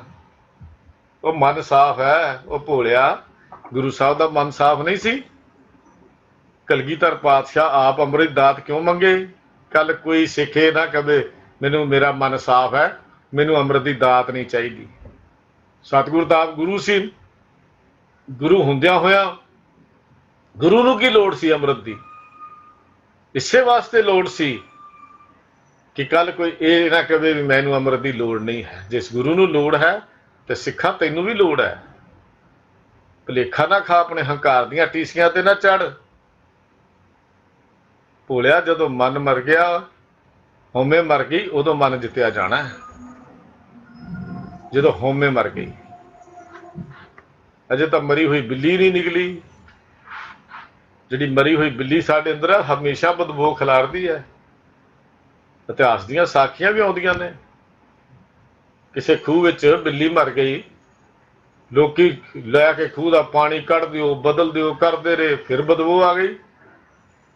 ਕਿਸੇ ਸਿਆਣੇ ਨੇ ਆ ਕੇ ਕਿਹਾ, ਭੋਲਿਆ ਇਹਦਾ ਕਾਰਨ ਤਾਂ ਮਰੀ ਹੋਈ ਬਿੱਲੀ ਹੈ। ਉਹ ਬਿੱਲੀ ਕੱਢੋਗੇ ਤਾਂ ਪਾਣੀ ਸਾਫ਼ ਹੋਏਗਾ। ਸਾਡੇ ਅੰਦਰ ਤਾਂ ਮਰੀ ਹੋਈ ਬਿੱਲੀ ਬੈਠੀ ਹੋਈ ਹੈ, ਹਉਮੈ ਦੀ। ਨਾ ਗੁਰੂ ਅਨੁਸਾਰੀ ਹੋਈਏ, ਨਾ ਗੁਰਮੁਖ ਦੀ ਗੱਲ ਕਰੀਏ, ਨਾ ਗੁਰੂ ਵਾਲੇ ਬਣੀਏ, ਤਾਂ ਫਿਰ ਸਾਡੇ ਮਨ ਕਿੱਥੋਂ ਜਿੱਤਿਆ ਜਾਏਗਾ? ਗੁਰੂ ਨਾਨਕ ਸਾਹਿਬ ਸਿੱਧਾਂ ਨੂੰ ਇਹ ਗੱਲ ਸਮਝਾਉਂਦੇ ਵੀ ਗੁਰਮੁਖ ਮਨ ਨੂੰ ਜਿੱਤਦਾ ਹੈ, ਫਿਰ ਉਹ ਜੀਵਨ ਵਿੱਚ ਕਦੇ ਵੀ ਹਾਰਦਾ ਨਹੀਂ। ਗੁਰਮੁਖ ਮਨ ਨੂੰ ਜਿੱਤਦਾ ਹੈ। ਇਹ ਗੁਰੂ ਪਾਤਸ਼ਾਹ ਜੀ ਨੇ ਸਾਡੇ ਸਾਹਮਣੇ ਇੱਕ ਮਾਰਗ ਦਰਸ਼ਨ ਕੀਤਾ। ਦੇਖੋ, ਮਨ ਜਿੱਤਿਆ ਛੋਟੇ ਜਿਹੇ ਪ੍ਰਹਲਾਦ ਨੇ, ਮਨ ਜਿੱਤਿਆ ਧਰੂਪ ਭਗਤ ਨੇ। ਮਨ ਜਿੱਤਣ ਵਾਲੇ ਸੀ ਉਹ, ਮਨ ਜਿੱਤਣ ਵਾਲੇ ਸਨ ਉਹ ਜਿਨ੍ਹਾਂ ਨੇ ਮਨ ਜਿੱਤਿਆ। ਮਨ ਜਿੱਤਿਆ ਤਾਂ ਪ੍ਰਵਾਨ ਹੋ ਗਏ। ਤਾਂ ਗੱਲ ਸਾਰੀ ਗੁਰਮੁਖ ਮਨ ਜੀਤਾ ਹਉਮੈ ਮਾਰ ਦੇ ਉੱਤੇ ਖੜੀ ਹੈ। ਹੁਣ ਗੁਰੂ ਸਾਹਿਬ ਜੀ ਨੇ ਅੱਜ ਉਹ ਜਿੱਤਣ ਦੀ ਵਿਆਖਿਆ ਕੀਤੀ ਹੈ। ਸਤਿਗੁਰ ਕਿਰਪਾ ਕਰਨ ਸਾਨੂੰ ਇਹ ਮਨ ਜਿੱਤਣ ਦੀ ਕੋਈ ਜਾਚ ਆ ਜਾਏ, ਸਮਝ ਆ ਜਾਏ। ਇਹ ਪੂਰੀ ਪੌੜੀ ਜਿਹੜੀ ਹੈ, ਇਹ ਕਿਉਂਕਿ ਇਸ ਤੋਂ ਅਗਲੀ ਪੌੜੀ ਦੇ ਵਿੱਚ ਗੁਰੂ ਪਾਤਸ਼ਾਹ ਜੀ ਨੇ ਨਿਬੇੜਾ ਕਰਨਾ ਹੈ। ਆਪਣਾ ਸਾਰਾ ਜਿਹੜਾ ਸਿਧਾਂਤ ਹੁਣ ਵਿਆਖਿਆ ਚੱਲੀ ਆਉਂਦੀ ਹੈ, ਗੁਰੂ ਪਾਤਸ਼ਾਹ ਜੀ ਨੇ ਇਹਨਾਂ ਪੌੜੀਆਂ ਵਿੱਚ ਆ ਕੇ ਸਮਾਪਤੀ। ਕਹਿੰਦੇ ਨਾ, ਜਦੋਂ ਕੇਸ ਦਾ ਨਿਰਣਾ ਹੋਣਾ ਹੋਵੇ ਤਾਂ ਅਖੀਰਲੀਆਂ ਦਲੀਲਾਂ ਦਿੱਤੀਆਂ ਜਾਂਦੀਆਂ ਨੇ, ਆਪਣਾ ਦੱਸਿਆ ਜਾਂਦਾ, ਤਾਂ ਗੁਰੂ ਸਾਹਿਬ ਜੀ ਨੇ ਹੁਣ ਸਾਰਾ ਮਤ ਸਿੱਧਾਂ ਦੇ ਅੱਗੇ ਰੱਖ ਕੇ ਜੀਵਨ ਜਿਉਣ ਦਾ ਢੰਗ ਦੱਸਿਆ ਹੈ। ਇਸੇ ਢੰਗ ਨੂੰ ਅਸੀਂ ਕੱਲ ਹੋਰ ਅੱਗੇ ਵਿਚਾਰ ਕਰਾਂਗੇ। ਸਮਾਂ ਹੋ ਗਿਆ, ਕਿਉਂਕਿ ਇਹ ਸਮਝਣ ਦੀ ਇੱਕ ਲੋੜ ਹੈ, ਜਿਸ ਕਰਕੇ ਮੈਂ ਜ਼ਿਆਦਾ ਸਮਾਂ ਤੁਹਾਡੇ ਕੋਲ ਲੈ ਲਿਆ। ਤੇ ਇਹ ਇੱਕ ਪੰਕਤੀ ਦੇ ਵਿੱਚ ਹੀ ਜੀਵਨ ਦਾ ਤੱਤ ਜਿਹੜਾ ਹੈ ਮਨ ਜਿੱਤਣ ਦਾ, ਉਹ ਸਮਾਇਆ ਹੋਇਆ। ਸਤਿਗੁਰ ਕਿਰਪਾ ਕਰਨ, ਇਹ ਮਨ ਜਿੱਤਣ ਦੀ ਜੁਗਤੀ ਸਾਨੂੰ ਸਮਝ ਤਾਂ ਆਵੇ ਵੀ ਅਸੀਂ ਮਨ ਜਿੱਤਣਾ। ਹਲੇ ਤਾਂ ਅਸੀਂ ਮਨ ਦੇ ਪਿੱਛੇ ਹਾਂ, ਮਨ ਸਾਡੇ ਪਿੱਛੇ ਨਹੀਂ ਹੈ। ਜਦੋਂ ਮਨ ਸਾਡੇ ਪਿੱਛੇ ਹੋ ਜਾਏਗਾ, ਫਿਰ ਅੱਗੋਂ ਦੀ ਖੇਡ ਅਸੀਂ ਕੱਲ੍ਹ ਦੀ ਵਿਚਾਰ ਵਿੱਚ ਕਰਾਂਗੇ ਜੀ। ਭੁੱਲ ਚੁੱਕ ਦੀ ਖਿਮਾ। ਸਾਰਿਆਂ ਨੂੰ ਬੇਨਤੀ ਕਰਦਾ ਹਾਂ, ਪਿਆਰ ਸਤਿ ਫਤਿਹ ਬੁਲਾਓ ਜੀ। ਵਾਹਿਗੁਰੂ ਜੀ ਕਾ ਖਾਲਸਾ, ਵਾਹਿਗੁਰੂ ਜੀ ਕੀ ਫਤਿਹ।